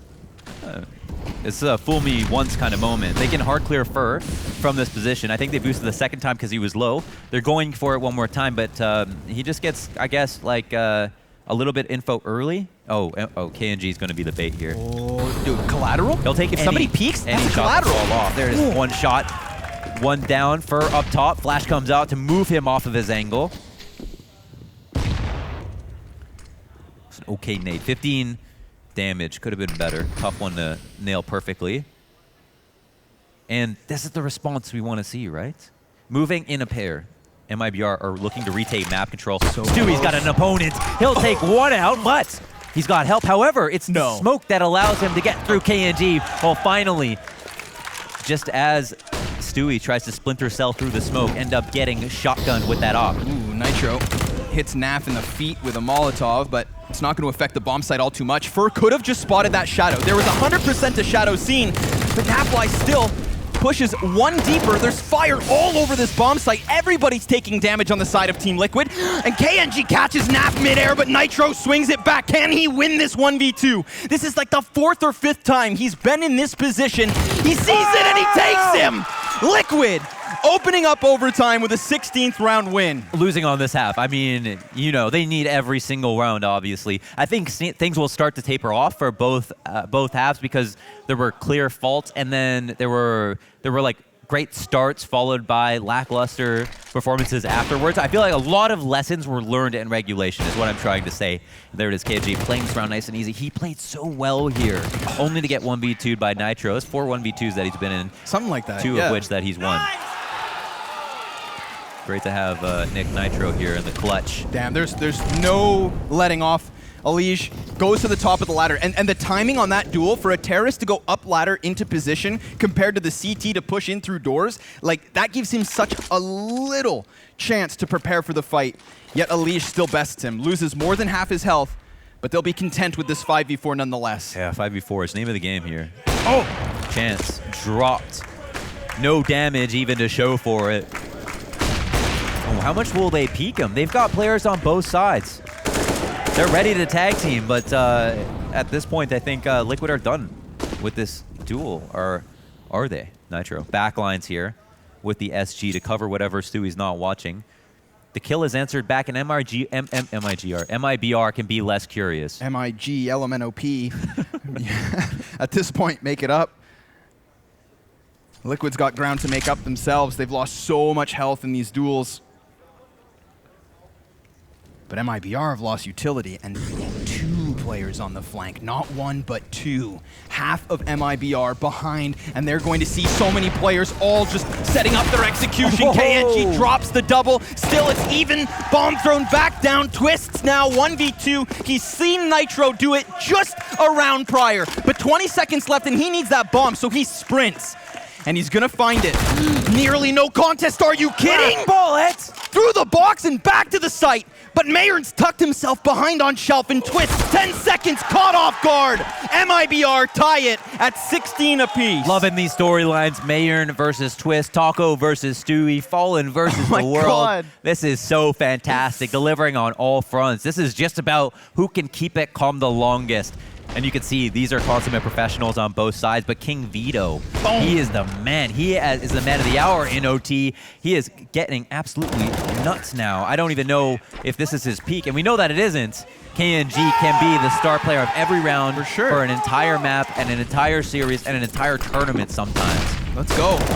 No pressure let off here at this A site. Immediately back up ramp through the smoke grenades with the flashbangs. We've seen it on their ecos, we've seen it in full guns, and now we've seen it in OT as well. But down goes their mid player. Team Liquid all in on ramp.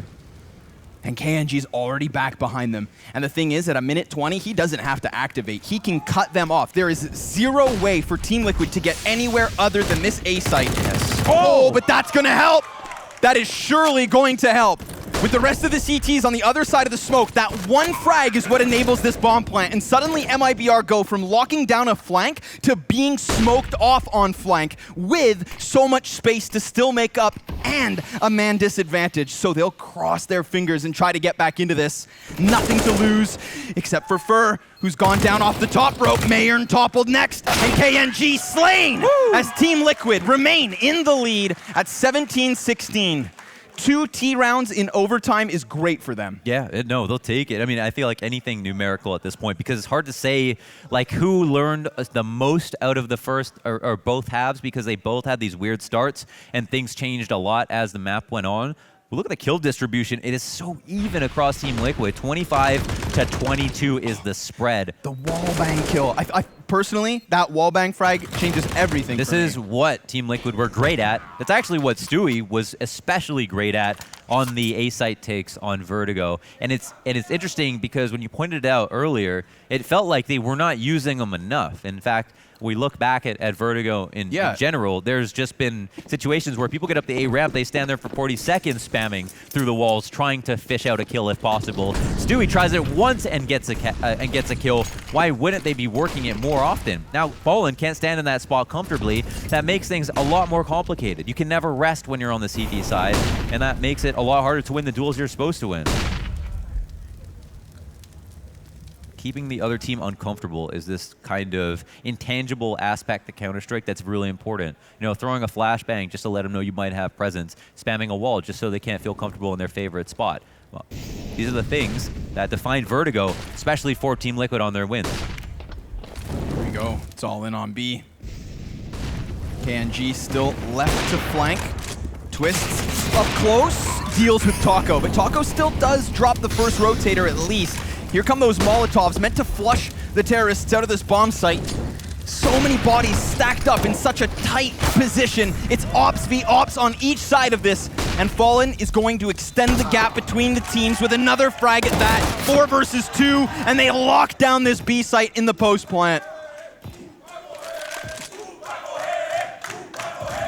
huge approach here from MIBR to take the site so quickly, to get up into Twistz's face as he was playing passively, expecting the round to be a lot longer.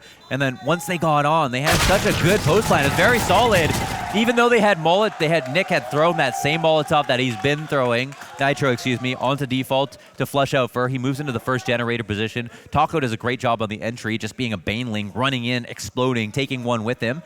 Everybody else has this very core tight operation where the op is the line of sight around the generator. The smoke is on the left side. Everybody's getting funneled into the same spots, and it just leaves the op to be the king of the round, and in the easiest, most comfortable way possible. Yeah. MIBR now have another strategy that they can put into play. Man, we've had like 4 or 5 ops at times, and now there's just one. Fallen, the only man equipped with a cannon. Can Liquid still handle it? Well, they've foregone mid, and Fur will waste no time getting into the mix here. They're gonna go ahead and start jumping through window. Bomb is at the base of B.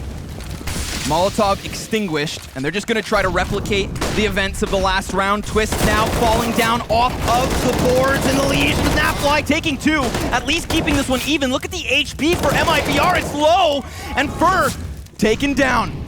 Elige now still by green, and he's calling for this flank to come up from Stu. That's bomb, drop, and Fallen nowhere to be found. A 1v3 attempt cut down to the 1v2 with more than 50 seconds still on the clock. This is where we get into sandbox mode for Fallen. The god brain of Brazilian Counter-Strike. Here he is in the 1v2. 45 seconds left over. Team Liquid know that they just, Mirror Moses, can't camp the bomb. Nope. They have to wait, but they can only be so aggressive. They know Fallen's got an op. He's He did this clearing last the angles up. Here he spots a player. Elige comes back into focus. It's hard to make him out. Elige just barely passes by the grating. That might be the only opportunity he gets. A smoke plumes in his face. They know where he's approaching from. He can't reinvent that. The bomb just dropped on the other side of it. He's going to try to collect. He does, but he still has to work into the B site. He's going to dodge some shots. He's going to have one more chance at this. 10 seconds left. Thinks about maybe switching to the Krieg. Can't get his hands on it. Awkwardly at 6 seconds. Now it's just frags. Just frags, his only chance, and they're going to hide from him. Played with until time expires, and so does he. Team Liquid 18, MIBR 17. We could talk if he had gotten that first kill. Like if he had hit Elige through the grating, then maybe we're onto something interesting. Yeah. And that's very interesting. Last time he was in a 1vX attempt in that same position, that's exactly what he did. Smashes somebody through the floorboards, gets up onto the B site, and just the pressure that sinks in after losing a player like that could have been enough. But here we go. Team Liquid securing double overtime at the least and a win if they close down this last round. That was great. You saw MIBR try to copy and paste that strategy from the last round. This time they'll change it up. Taco, he is absolutely steamrolling onto the A site, 5v3 already. And he's just gonna keep on going and keep on going. 3 kills into the A site, but they don't know about Nitro. He has been left to his own devices, with Twistzz having picked up a kill and him now knowing that there's a back turn. If he plays it carefully, he knows, and they haven't cleared him just yet, but the bomb is going over towards B. Meyern has made his way clear. That's it. Meyern did it. It's not a flashy highlight type moment, but now Nitro's position known. They get gamed on that A site. You'd think Taco's leading this charge, just gunning down players on the A site. My God. I mean, for him to have that level of confidence on an entry, fantastic. Yeah. But MIBR double OT. God forgives, but Taco doesn't. It's like, what? Of course. Let's just, a thing of beauty this must have been. Catching Elige with a nade out. Enormous. Elige was such a key player in that last round as well, and all the rotations, they're just left a right. What is this guy doing? Yeah, that is rough. Through the smoke. Yeah. I think that's what they needed to do, man, because they got dominated trying to copy and paste that last strategy on B. And so they didn't want to go back to that. They don't know. They don't have a very good T side. It's just like kind of good, but spotty. So here's they try something new, and they're not respecting a smoke that gets popped in their face every single time. They throw caution to the wind a little bit, yes. He could have died, and the whole team could have looked stupid from there, yes. But they also had the out of Taco trying to entry, Meyern over on the B site to try to recollect the 5v4, and they have been successful at that in the past as well. so. Not fully against them, kind of throwing caution to the wind, even though it's such an important moment. Run boost is out. Meyern, he gets the kill off it too. Twistzz has popped off. His main enemy is gone so fast. They execute that perfectly. Meyern just flies through the skies like an angel of death. Twistzz never saw it coming, and they haven't pulled that out since like the very beginning of their T-side in regulation. Wow, and it didn't work the last time. No, Twistzz was already in position. Meyern just gets splattered like a bug on the windshield last time. Not the case. KNG sees defeat, can't stop Nitro from at least responding with 1 kill, but still, MIBR, they're in a great position. It's been a long time since anyone's been on fire, and that's because obviously this is in the second OT Elige. Well-timed smoke. Very Very well-timed smoke. Will they even care? Yeah, they're waiting. He's got too many opponents on the other side of the smoke. We know it's Elige. I don't think that matters. Though, we have a new fighter joining in, and it looks like MIBR still want to try to bully their way into B. Hey. If this is an execute server, this 2v4, this would be standard practice. There'd still be a chance here for the CTs. Damn. But now they start to rethink themselves. The smoke comes back. Maybe their attention will be turned as well. Big-brained. The waiting game is the way MIBR are going to slip away with this. I mean, at least they'll find the plant. A Molotov down on... Oh, he stopped it! 4, Taco has no time! That's sickening!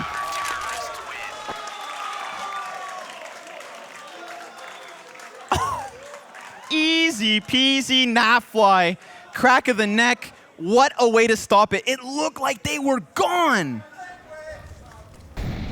It was speechless. What a ridiculous round, too. Here, Meyern coming through the run boost. Easy kill on Twistzz. That's just to kick things off. 4v2 in this situation. Time is below just hitting 5. There's no chance to replant. Molotov comes down just to put salt in the wound, so they can't even give it a second attempt. And Nafly absolutely nails his prey with that beautiful op shot. 22 to win. 21 to tie and go to OT number 3. I wouldn't be mad. Getting a headache from all this yelling. This has been such a crazy, crazy map so far. Is this really the first map of 2020 for us, dude? For us, Have yeah, we? I think it's all downhill from here. It must be. Maybe. We'll find out. This one not nearly over just yet. Stewie's seen this before. They've seen Taco bulldozer right through the smoke. Probably a little bit wary of that. He'll play it back a bit. They've got this kind of like a triangle defense on the A side. One of the rotators, Stewie drops an op shot, maybe went through the floor, I'm not sure. It seemed like it was almost perfectly on him. They still haven't checked Nitro. There he goes, off the flash from Elige, but just one. That could have been so much worse. Worthwhile trade. For MIBR, still. They'll hold and split their forces. 2 Ts apiece per bomb site, but Elige is coming around the corner. A wild spray, at least maintains, but he does see Fallen with bomb. And once again, Meyern is making the info play. He's gotten onto the site. Stewie's moving over fast. How far does he think Meyern's gotten? He is in your spawn, brother. And KNG is picking up the pieces. Nafly goes down on the rotate as well. Not a chance. Meyern has been so good on these informational plays. You have to give him credit. He really struggled, I think, individually to keep up. He's starting to keep up in that regard. We looked at the kill count from Team Liquid. Just as kind of like a cheap way to look at how good people are doing. Just the KD, just take a look at it. The kill distribution was so tight. When we look at MIBR, and Meyern was the only one lagging behind. As this game has gone on, he's gotten, I think, more and more audacious, and more confident. And that's huge because he has to make those decisions alone. And now, I mean, Team Liquid looks scrapping together what they can for this. Stewie 2K is a glass cannon, MP9s, and lackluster nades on nearly all. But Elige isn't going to shy away from the forefront of this A site. Naf picks up a kill crucially over towards B, but that's just one player, the only player at the base of B site. Meyern's been there alone, round and round again. Stewie's just so exposed, and he never thought of turning attention. Nitro caught with nades, mistakes being made by Liquid, giving a chance at MIBR to get back into this, but it is still 3v3. Everybody's in the same position now! Oh my god, what? He just runs right through!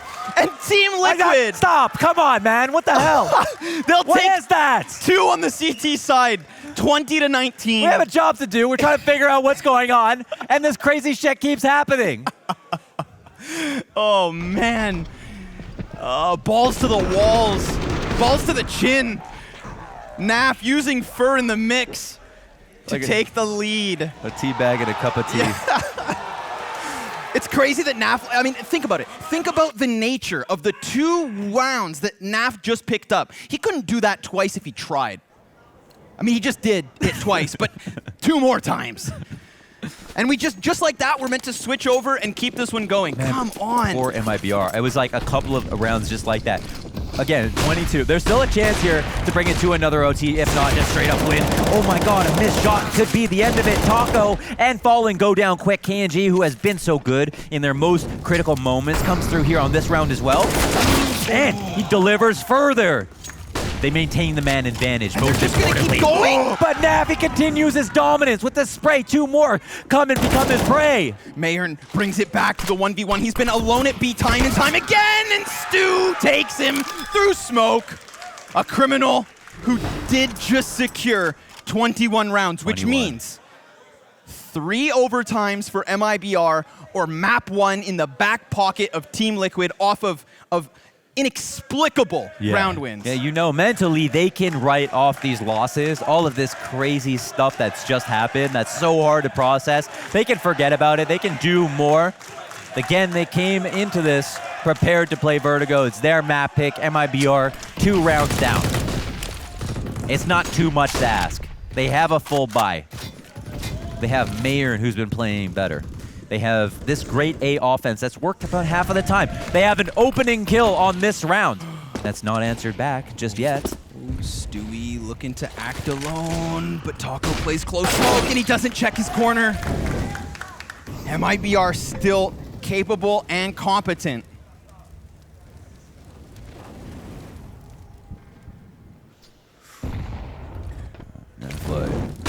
OS Sloth roaming around with the bomb slowly through the spawn. Meyern, oh, he's got a couple attacks coming up at him. That headshot angle, not very favorable to the M4. Fallen will help out, though, just to calm the nerves a little bit. It was a 5v3. Nafly, though, he gets the flank kill.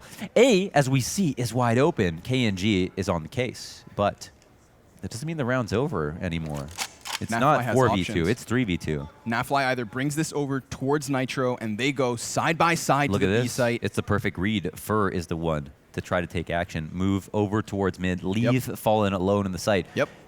This comes down to an op shot or a great flash. Team Liquid have just sectioned off MIBR's players. They go nades, actually. Oh, and if they boost mid, Fur should be screwed. Naf takes him down, and still, they now have to get that plant in. Fallen, he's not flashed off of the angle. They had no utility to play with. Nitro again in a 1v2. 1v2.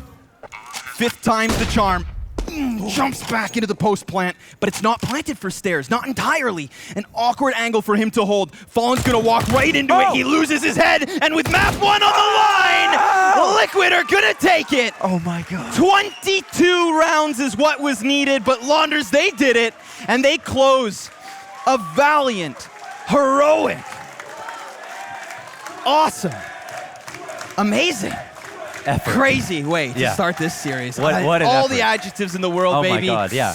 All that matters, of course, now, though, you could play back any one of those moments. It's over. Yeah. It's over, and it's added to the tally of Liquid. They just won their opponent's map pick, and they've got 2 more chances to close this series. That map was all about morale. If you're on either team, you gave it your all. There was so many crazy things that happened. It's too much to account for to boil it down to any one reason. Nuts. Absolutely nuts. And you can see the passion coming out of not just the Brazilians fans, but also just MIBR. You could see how much that was meant to mean for them, but also Meyern, he was consoled by Zeus right after the loss. Immediately, hands on the shoulders. Listen, kid, this series not over. We'll be back with map 2 in just a bit.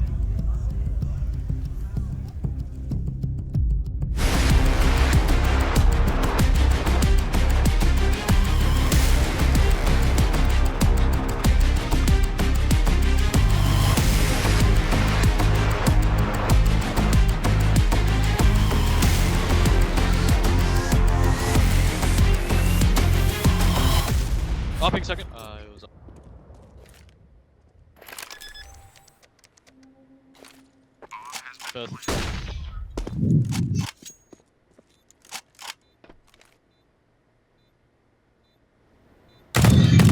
Nice.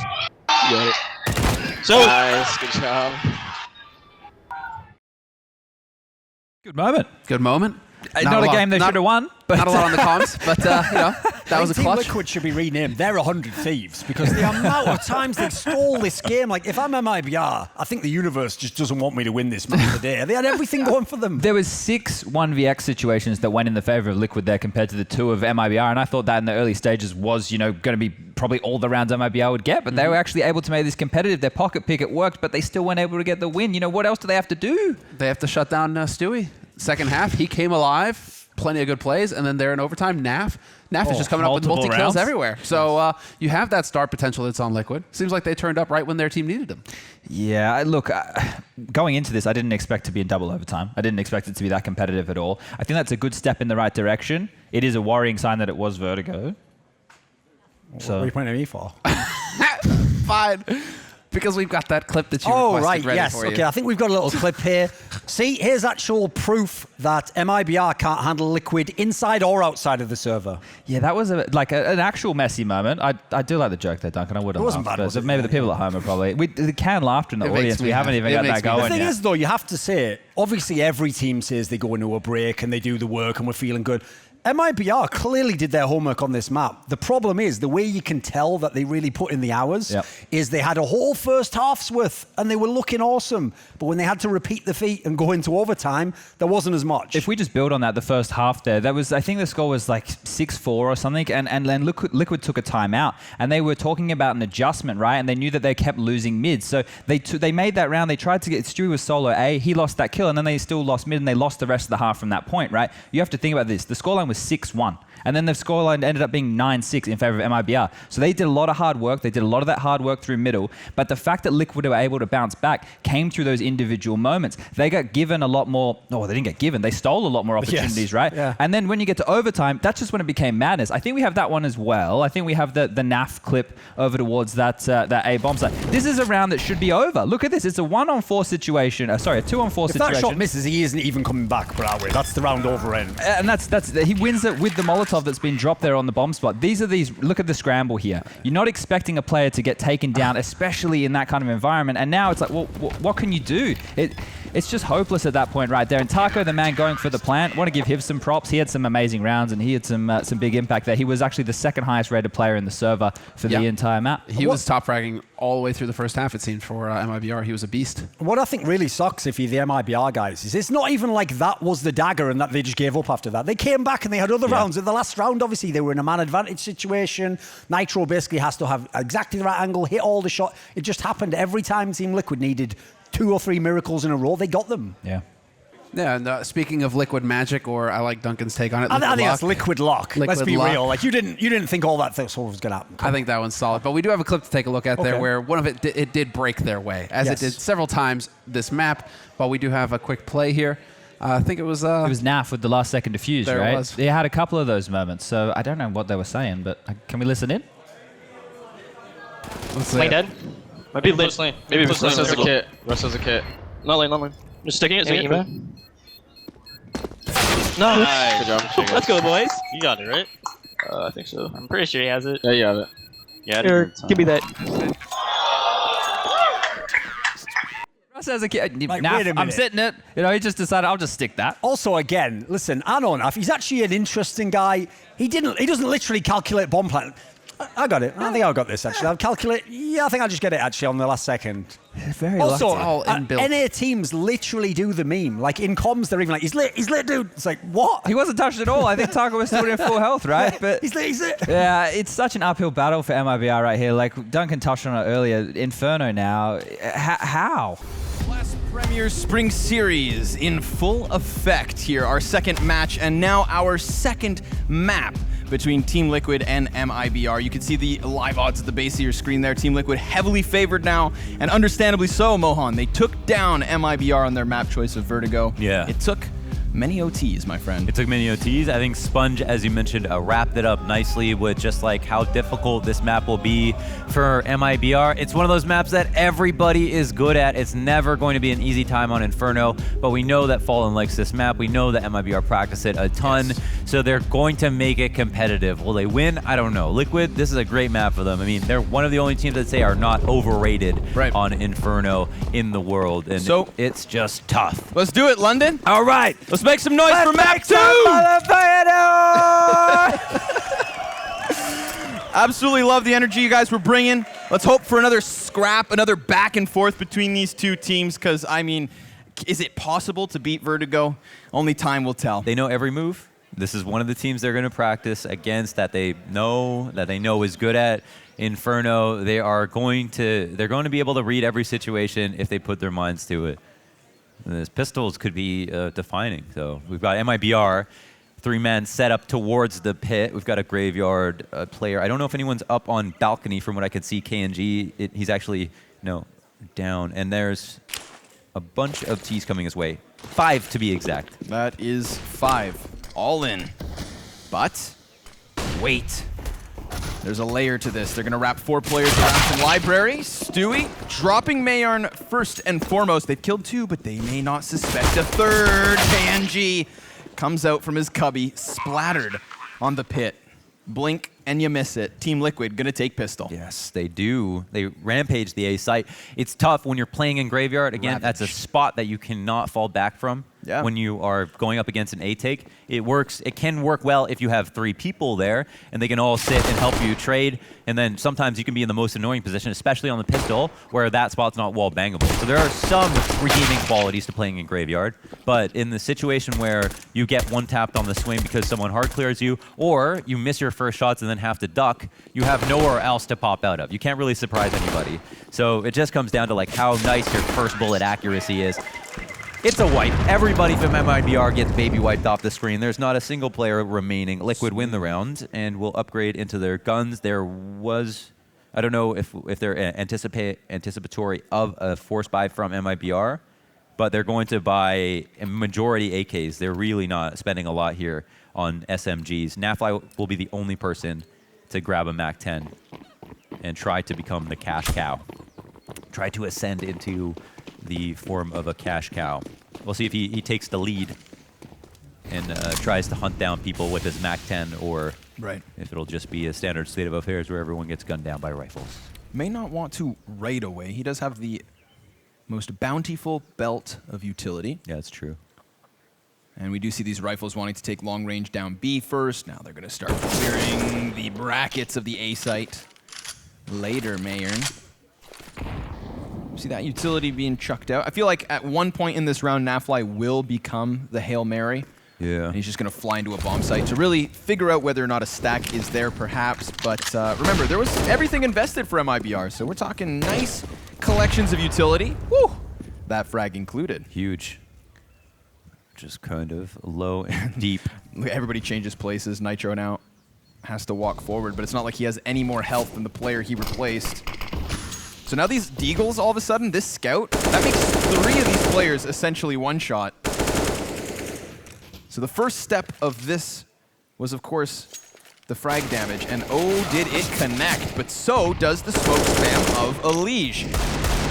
Another frag grenade out of the equation. Furt gonna try to tuck back behind B site. They don't see him, and that's a hell of a shot, but not a second. Nope, Naf rocks him back, and that's the B site open for a plant. And Liquid did a great job of playing it patiently. They got a little bit lucky on the spams, but it's all the usual spots for all the usual suspects. Everybody from MIBR is in an expected position. Now, for Liquid moving onto the site, I mean, MIBR have no idea how close they came. They put almost every single player, or 3 players from Liquid, in one-shot deagle range. They could have all just gone down if MIBR had kind of just let them in as opposed to playing those standard positions. But how are they to know that there was going to be such a great answer back through the smoke in the form of spam? Liquid win the round. They lose a single player. This is a ton of money made, and they lose a single player who had a MAC-10. They're going to be happy to take these very good guns into the next round and not have to upgrade them. Yeah, if anything was meant to be left behind, it was that. Yeah. So another round added to the tally. MIBR going to have to bite down on this one. Still, remember that Scout is in the mix. And just to talk about the veto again, I mean, their odds in the series were low. They needed to win. I would say they really needed to win. If they won Vertigo, let me put that differently. If they won Vertigo, they'd have a good chance taking the series here on Inferno, where they are comfortable. They want to play Inferno.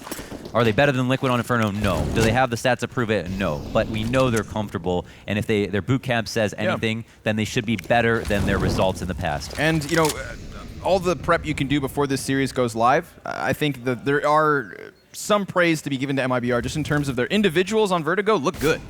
You know, we had some crisp aim, and some solid headshots. That's something they can most certainly transition here to Inferno.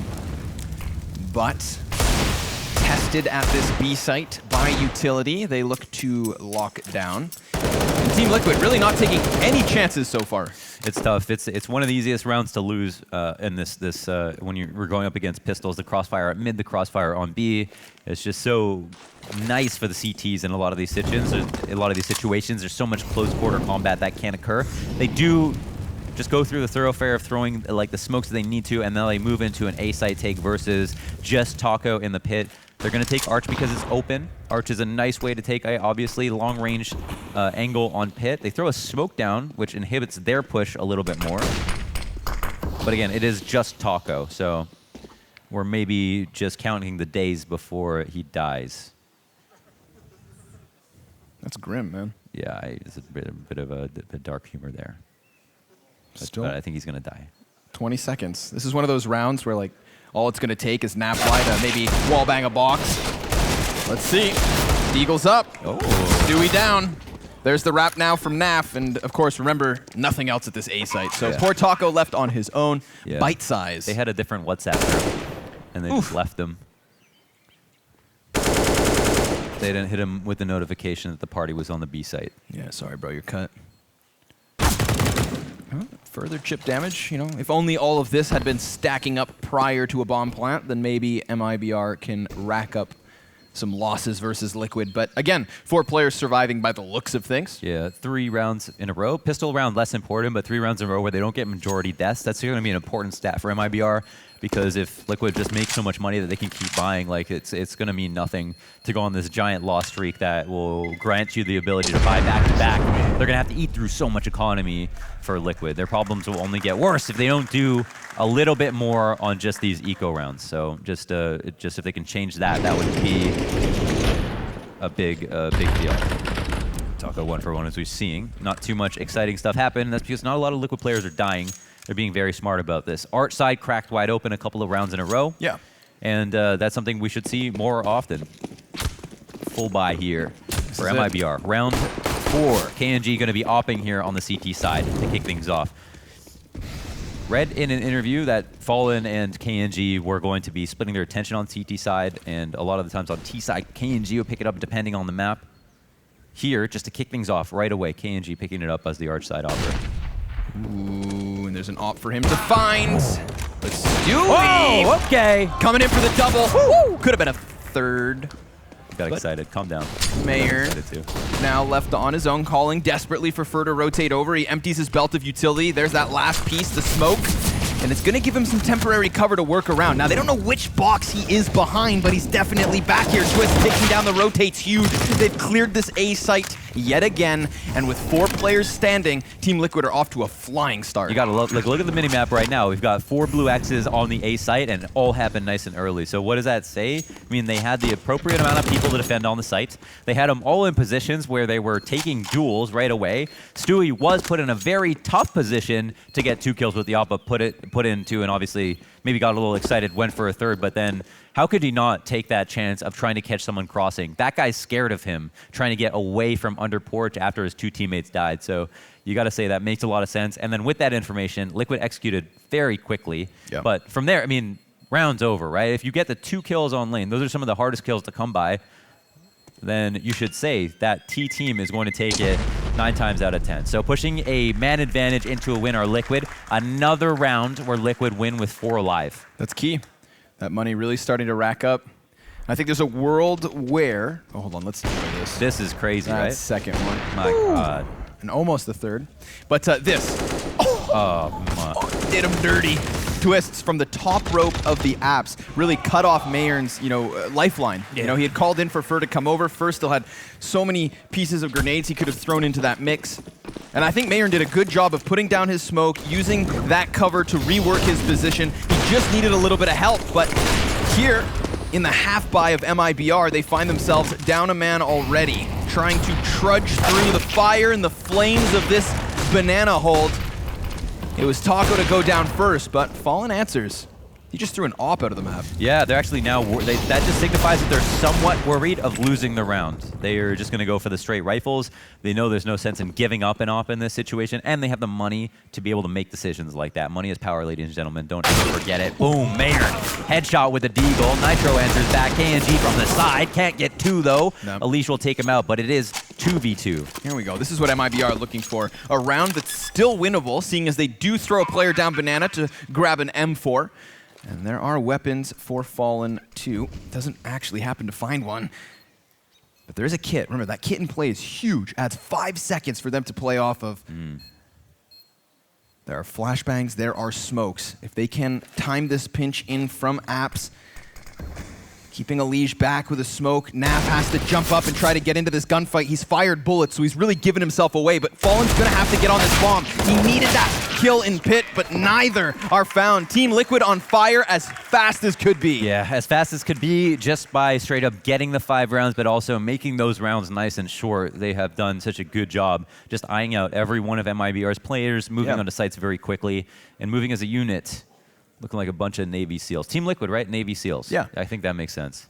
And, all things considered, that round, exciting. It was just a few deagles for MIBR. And remember, our MIBR fans in the house, 6-1 on Vertigo, turned to the opposite direction. This one's not too far gone just yet. Double op setup here from MIBR. That's a fresh look from the defense.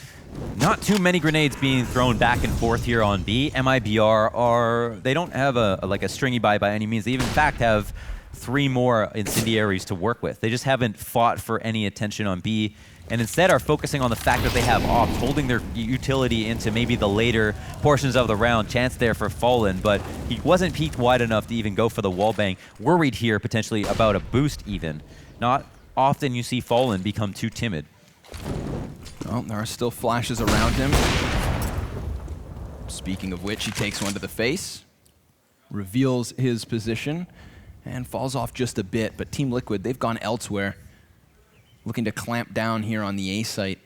We've had MIBR with numbers on lane, and they're going to do that exact same setup. Maybe some variation on Taco.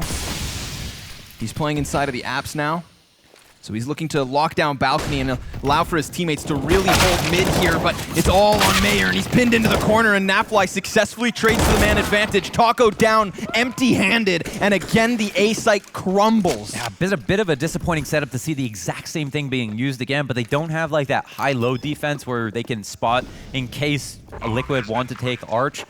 But just being in those, and the other value to that, right, is if they come lane and you two are above each other, if someone peeks out, they peek you at the exact same time. In this situation, they're able to isolate all of their fights, and that's not a good deal for MIBR. So you wonder why they're going for the setup that got absolutely annihilated once, and trying it one more time, especially when things have not gone well. Yeah. They had a round where they started off low, like not using much utility, had 2 ops to try to have fights come to them. I guess they maybe expected Stewie to try to work out a boiler in the similar fashion to what he did before, but this time they decided they'd win the fight. I don't know.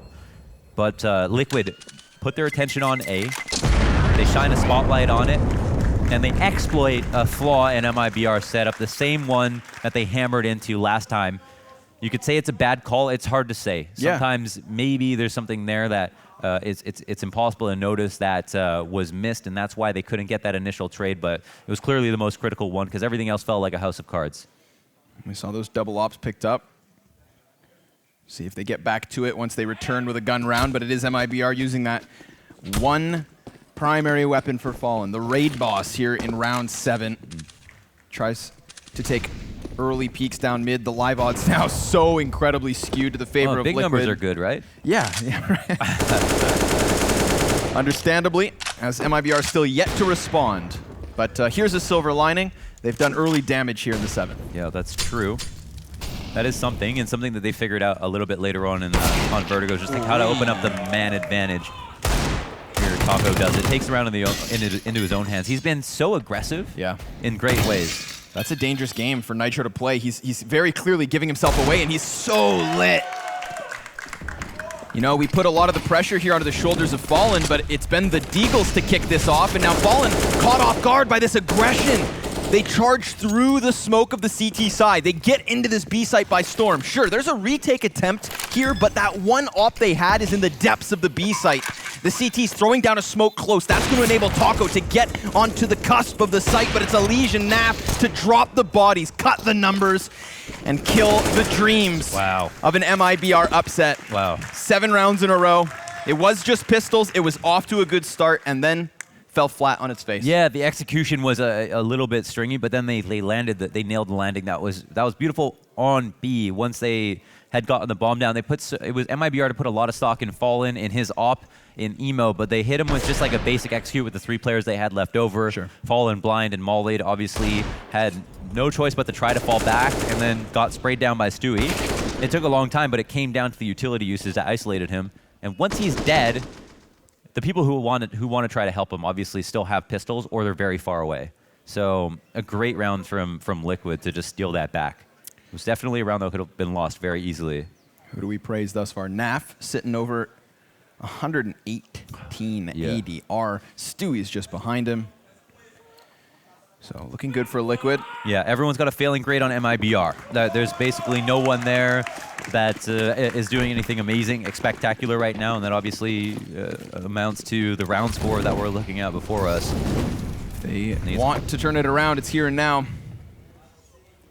Still a chance to finish the half with a lead, but the slimmest possible. Ooh, Naf nearly gives up a kill here on Boiler. Taco shaving him to 12 health.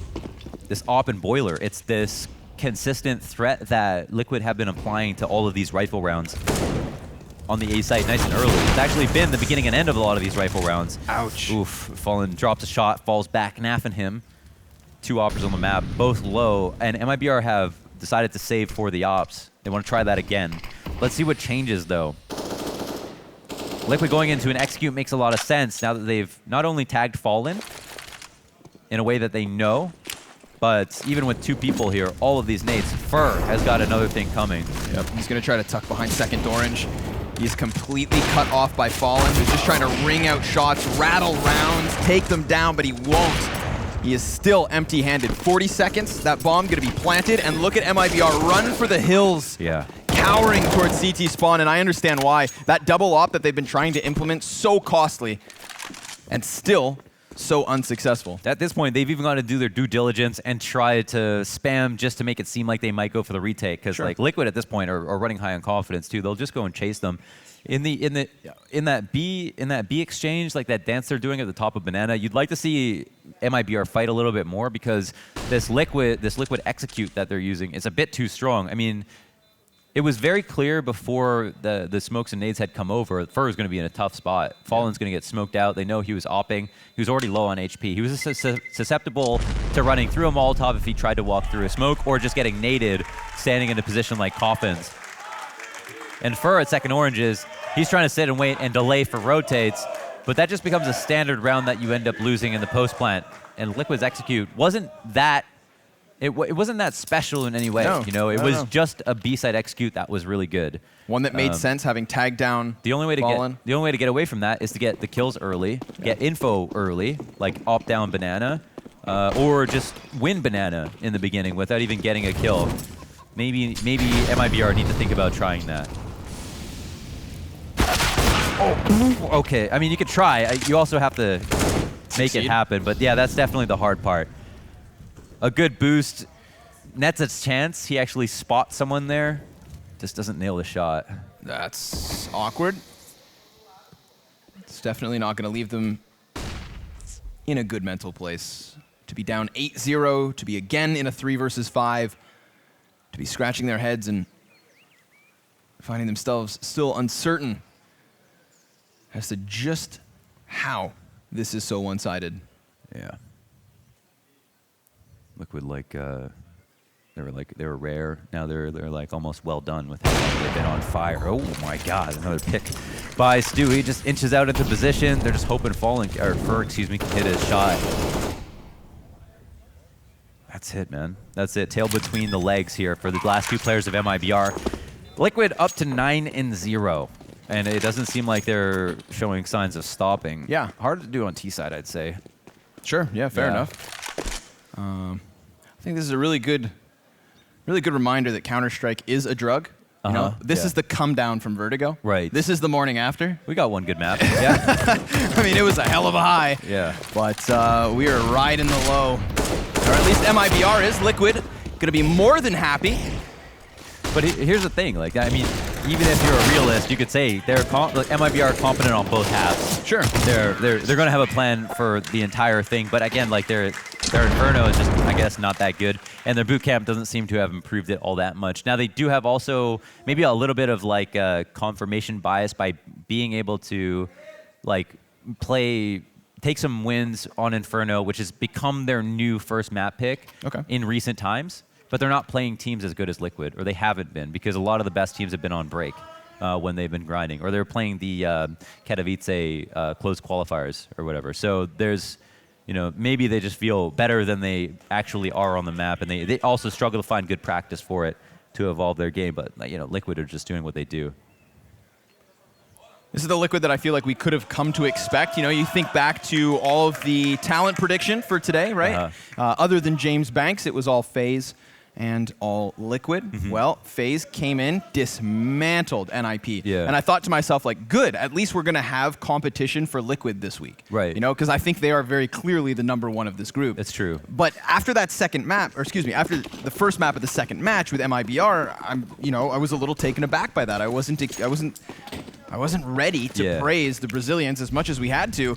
And I feel like Liquid were maybe caught off guard by that, but they don't seem caught off guard at all. This is kind of where my expectations were. And this is what we get for the BO3s, right? And that's what's so great about this year for Blast. A lot more BO3s.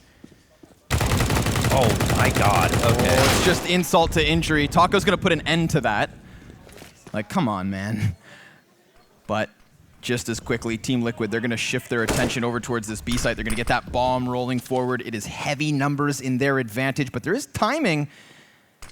The gap could have played to their favor. They go for the flash, isolating for taking him down and securing double digits. 10-0. Launders, are we going to go from the bender of Vertigo to a 16-0 skunk? 16-0, I mean, that would be another high. Right, fair. Yeah, That'd be another high.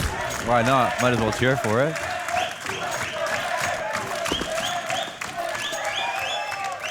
At this point, MIBR fans are cheering for a round, let alone a half.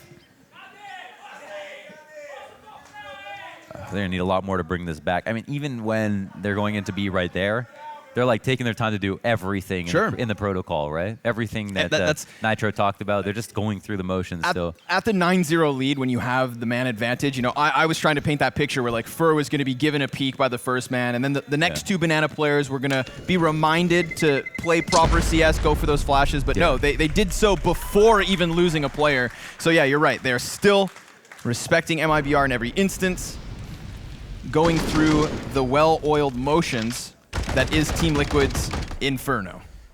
Yeah, this is nice. Oh, yeah, cute little boost. And it's just one of those maps where now like Liquid could basically take both sites at the same time. It's also one of those maps, maxed out, lost bonus, MIBR are going to be buying a whole lot. Sure, they're shooting for 5. Yeah, if they can get 5. Best case scenario. Yeah, that would be a huge recovery. That would be amazing. Wouldn't we love that? More of that. More of that.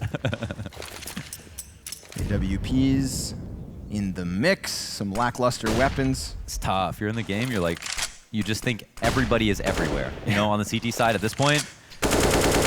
They're in the walls. They're in the walls. There's nothing good in here. Oh, man. Still no hyper aggression, but they're going to go for the flash here on Banana. MP9 will best Stewie 2K. Here we go. Come on, MIBR. Yeah. Show us some life. And they will at least retreat back into the bomb site. You know, once you finally find an opening, when you have that slight edge, you don't want to give it back, but Elige turned away by a smoke. Annoying to see a team play so carefully when they're doing so well, yeah? Especially if you're MIBR, though. I mean, it's just gotta make you itchy thinking about the fact that Team Liquid are playing with you like this. But they are up a man in this round, so don't want to call it too soon. Elige has the Yop, and hey, look, is he also going to be the first out? No, it looks like Napfly, Slothfly is going to make his way out. Burr! Are you talking MP9 Ace? No, sir. Does get shut down after the third, but Fallen has got the double on the Famas. We're on the board, and we're on our feet. That's all it takes. One round. One round. Yeah. Because now we can say it could have been worse. There's no bigger loss than going to a match page and seeing that yourself get 60-0'd. Yeah, the old golden goose egg. So there we have it.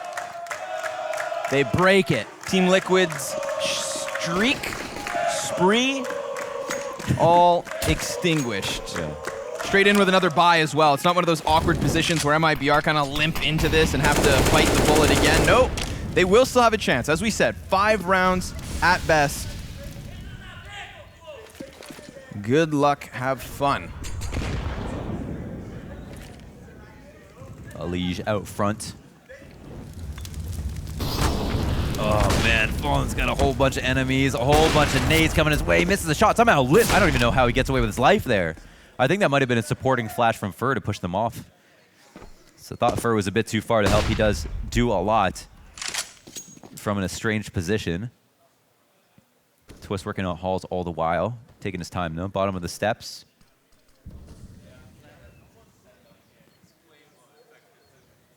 Peering into long hall, as we can see on the mini-maps. It's Arch that smoked as well as mid, just hindering things for now.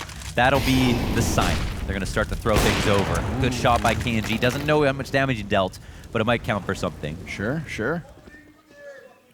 And they fall one back off of B, so it is all Liquid at this A site. Good chance for Meyern to get into the mix here as he plays towards Arch. It's going to allow KNG to go back towards short. That's where he landed his first shot, but they lost that Arch control. And now they realize they are so susceptible to a wrap. A big pinch in the last 20 seconds, but here's Taco from Pit. It's traded right away. All they needed were those last 20 seconds to plant bomb and get themselves 3v2 in the post plant. Do MIBR throw caution to the wind and just try to win at least all 5 rounds? Yeah, I guess not. Wow, they're actually not even going to go for this. There's a chance there, obviously. That's tough. It's a very standard round in the sense that A exec comes. MIBR all in very standard positions. This time they don't go for their atypical A setup, like on lane with the 2 players by porch and then 1 opping. Instead, they go for the Arch setup with Meyern, who's playing a rotator spot, coming into peak mid to see if it's a fake. There hasn't been any fakes from Liquid. They've just been able to get away with moving to the site that they deliberately choose. But yeah, dying to the bomb is something. But then Meyern just has to get a kill. You know, it's just one of those situations like, now we're in a spot. Everyone's in their prototypical position. Meyern's got to deliver a frag. Everybody on the site has to deliver 1 frag, and then maybe the execute can happen. And ideally, they just get both. Players coming out of Pit is not a great sign. Obviously, one of the strongest positions to be in. Don't know if they were shooed out of it. Twistzz was talking about the trials and tribulations of playing Pit these days and just how known it is what your move is. And only the best players can just get away with a frag when there's all these nades coming their way and they know it. Fallen, here we go. Finally getting some eyes down to the depths of Banana. I feel like we have seen CT shy away from these sorts of plays, but new flavor. And a tasty one at that. MIBR, 5v4. Fallen doesn't even shy all the way back into the bomb site either. No, he wants a second scoop. He's going to be flushed out by the Molotov. Elige tries to spray and give chase, but they will not get that equaling kill. Nope. Still at the 5v4. Yeah. Again, just taking this very seriously, step by step. Giving MIBR the benefit of the doubt. And this has been their bread and butter, this A hit. Meyern relegated back into the tucked corner. Taco's just looking to lock down Apps, and as long as this smoke is here, he can focus on this one angle. And if he shuts down Twistzz, then maybe the rest of his team can lock down the site, because now he can lend a helping hand. Look at them. Fill the kill feed. Naf, though, clutch attempt. He just ripped Taco's head off, but he's gonna plant exposed for knows he can go for it. And MIBR win a second. We almost saw something nuts again from Naf. Yeah. Something we don't need at this point. I caught him in between maps. I walked by. I was like, Naf, you did him dirty. Yeah. He shrugs his shoulders and goes, you got to do it to him. You gotta do it. I wonder how good his Italian is. Look at this. Woo! The drive-by.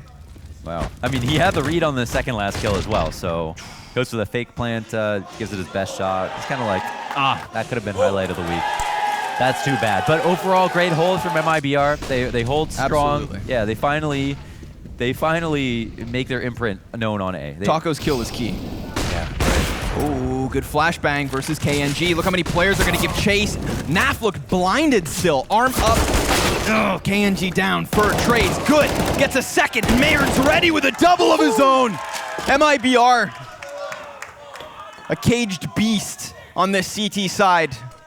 Tries to bite back. And look at this. You got Fallen looking all the way down Banana. So that allows the rotation to come in so much more quickly, which is what MIBR have needed to change. They managed to come up with it for right behind Meyern. Like, Meyern dying alone, that sucks, and there was no one there to trade. Here we've got a different round.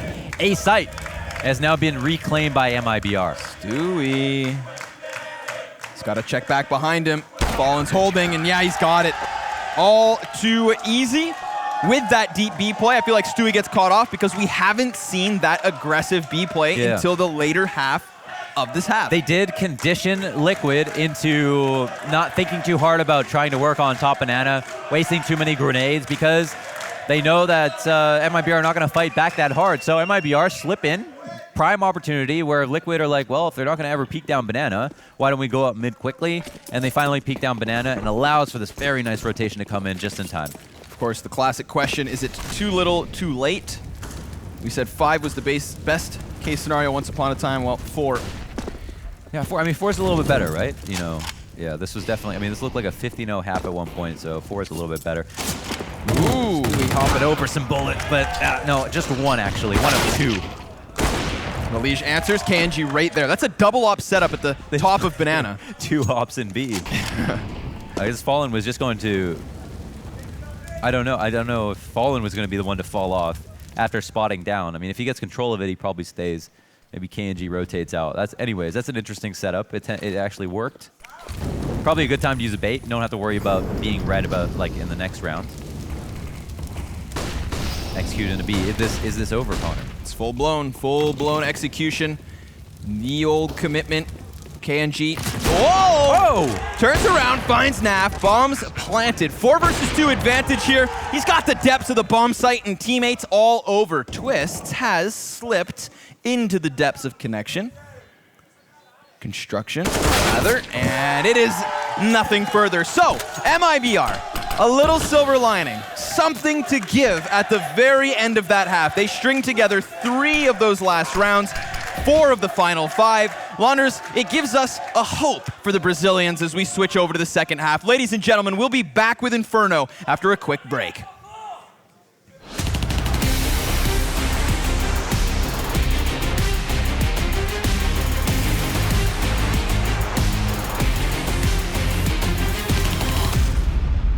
Once upon a time, MIBR were looking like roadkill. They got run over by Team Liquid, but it seems the Brazilians were just playing possum. They scurried into the second half, Launders, with at least 4 rounds. Signs of life.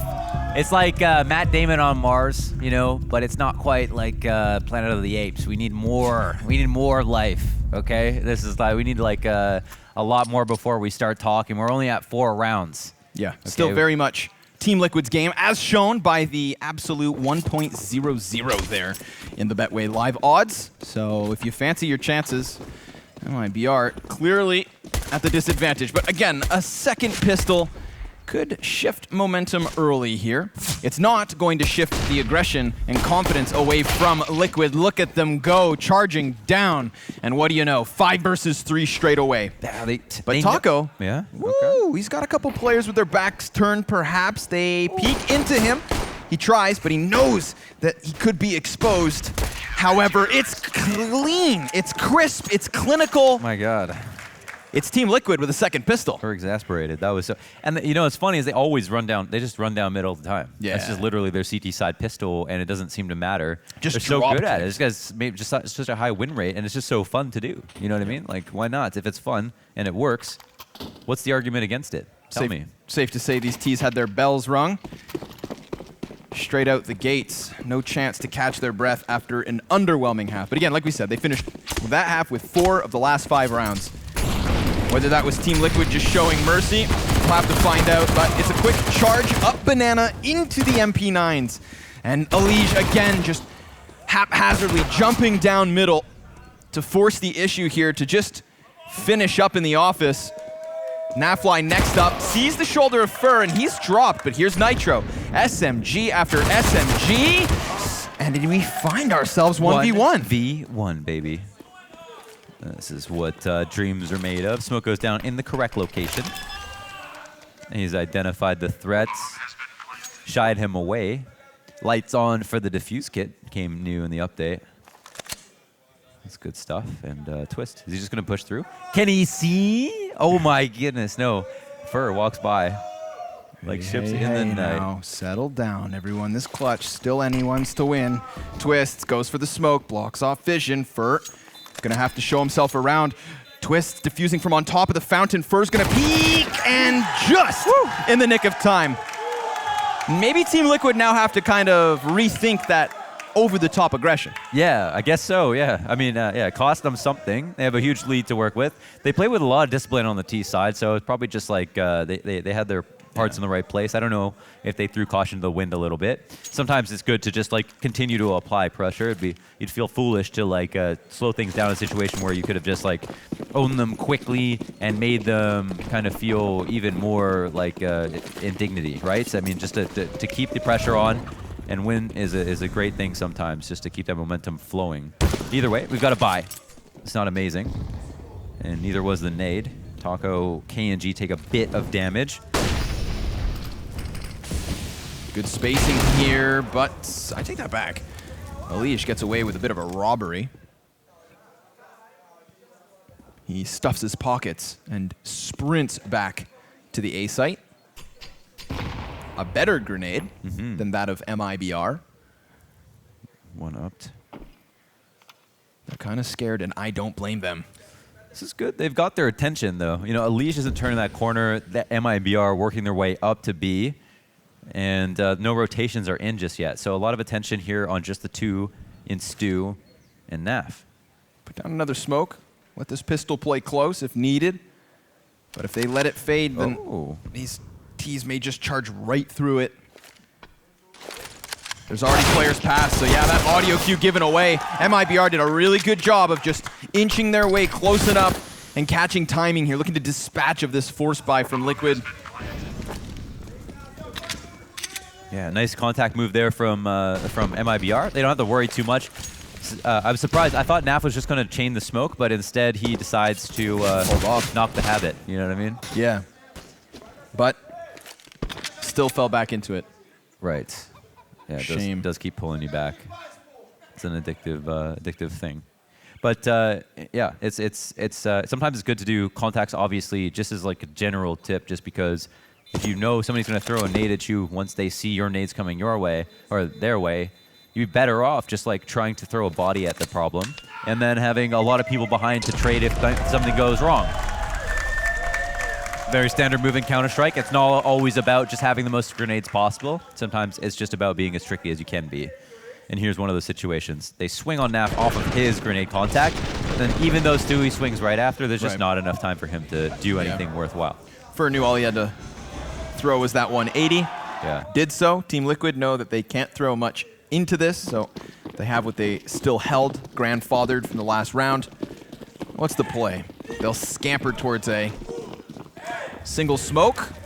MIBR riding a wave of momentum here versus an anti-eco. This kind of goes back to what we had with Team Liquid on their T side, consistently surviving with 3 to 4 players, you know, getting that early economy advantage. Fight at a distance favors Taco here.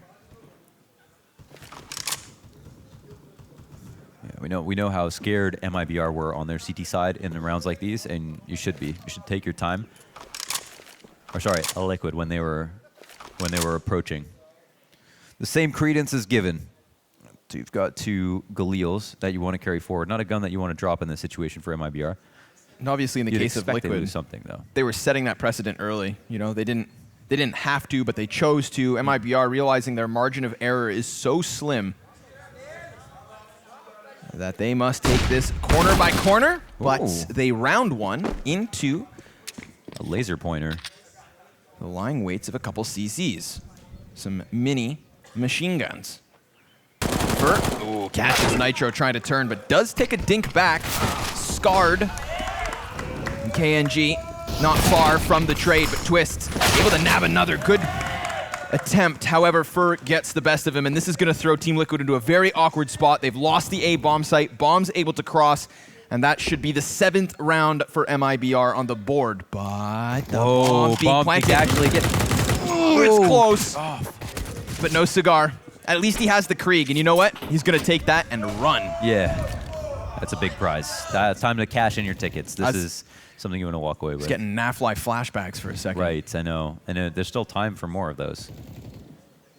12-7. Suddenly that near insurmountable lead has been cut down. Had they not given away 4 of the last 5 in the first half. Little rare animation deagle coming right up. That means you get the next headshot. Ooh.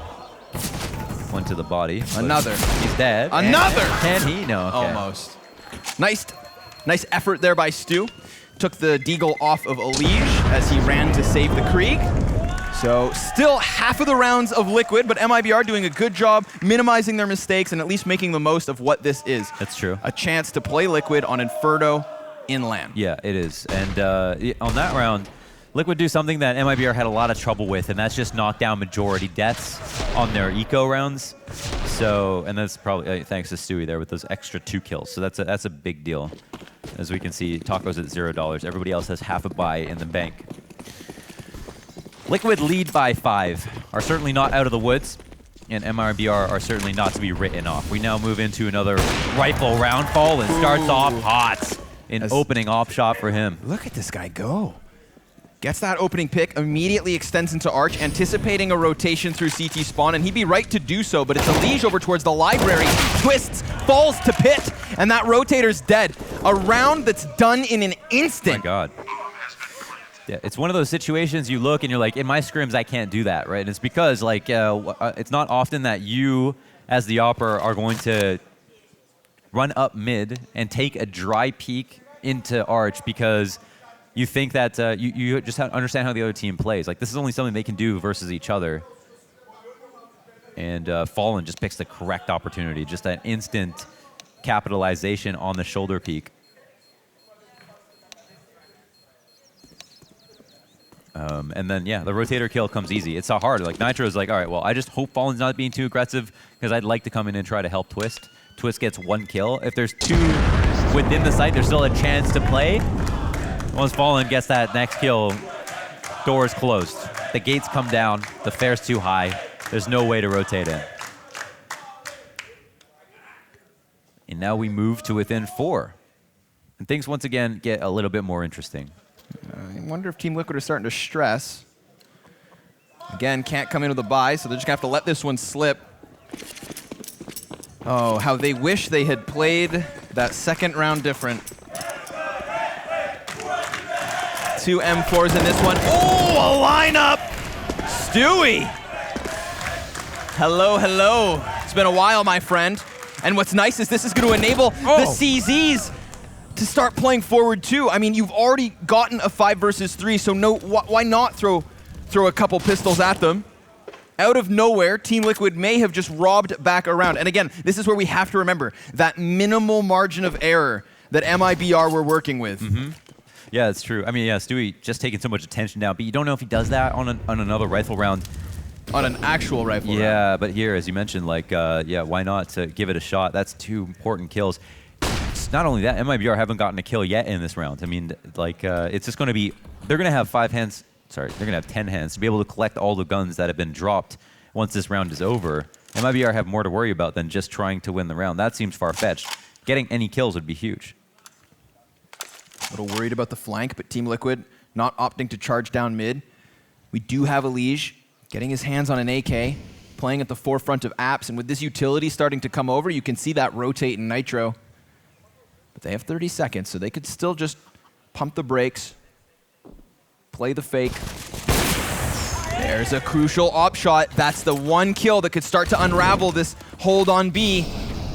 No smoke on CT. There's the peek. Naf dropping Taco, pushing it all down onto Fallen. He has to plant, and he's got so many people around him. They're just going to pressure, and Team Liquid take their 13th off of just 2 M4s. And that's an op recovered for Team Liquid. That's 4 people up that have recovered guns. There's going to be 1 upgrade, a ton of money made on the save.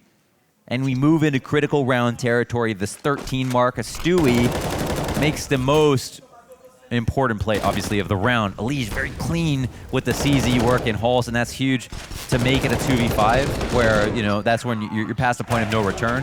But, yeah, it's obviously Stewie with the rifle work there that makes the most difference. Right. Yeah. I mean, that's a round where it is just 1 round after letting 4 slip past, but considering they had just the 2 rifles from the previous buy, considering that MIBR has so little to work with in terms of making mistakes, that feels way bigger than just 1 round. It's true. It has far more weight, but job's not over. They are 3 rounds away from a win, 2 to secure OT. Yeah. And why am I looking at a P90? A P90, yeah, that's a rare sight to see. They cut the kill reward in half. It costs a little bit too much. It's an awkward gun. It's got a good amount of bullets. It does some damage. You just don't see it being used. I thought he was the big brain. Yeah, maybe he is. Maybe in a way that we can't even understand. Let's find out. Yeah, the T side no less, huh? Interesting. I'm down. I'm ready. Let's go. Let's see. He bought down to 0, so he did perfect math on that. Purchase. Oh, cautiously curious. Nade's raining from the sky. Stewie, could he do damage? He's actually going to tag here off that. AG, that's very good. Wow, he just eliminates 2. Another double from Stewie. P90 doesn't even fire a shot. Stewie almost getting that 4th kill already, but Fur will take him down. Taco falling into the orange's best snap, and that's a big duel to pick up. Taco could just desperately plant, and Elige could easily stop it.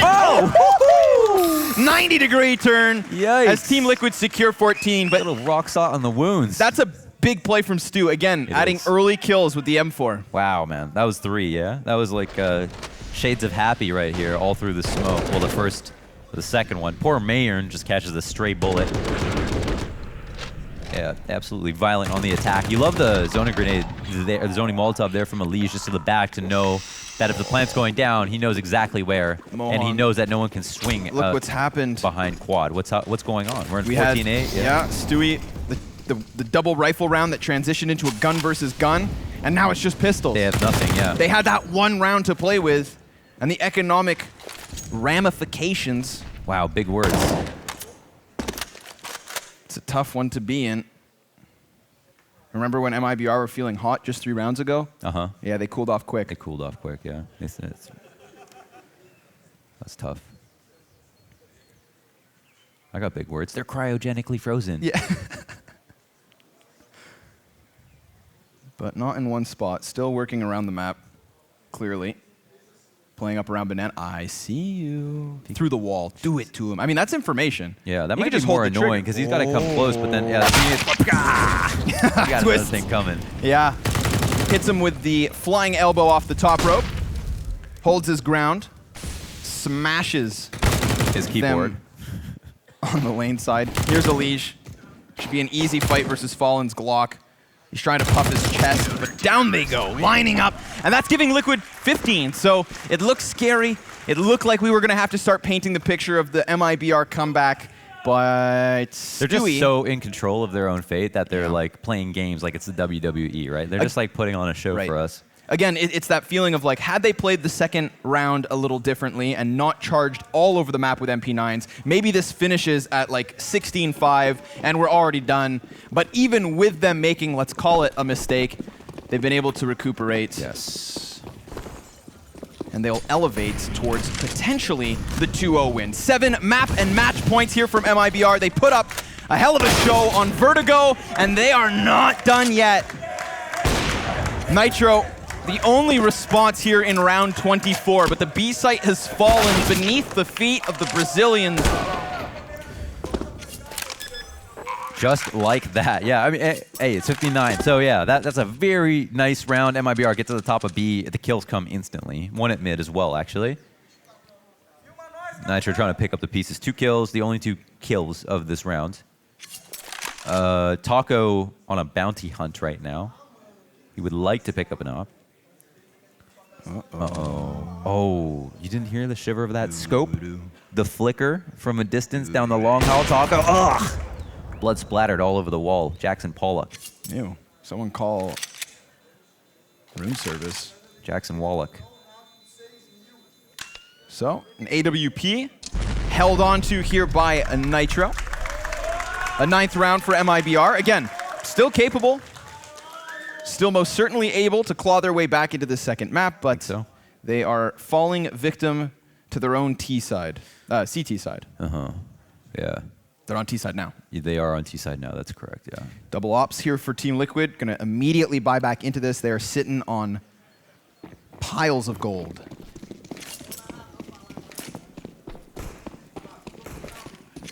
To open things up. We had a strong B play just now. Yeah. The 2 kills that fell into place. All Liquid have to do to avoid that is not go down banana this time around.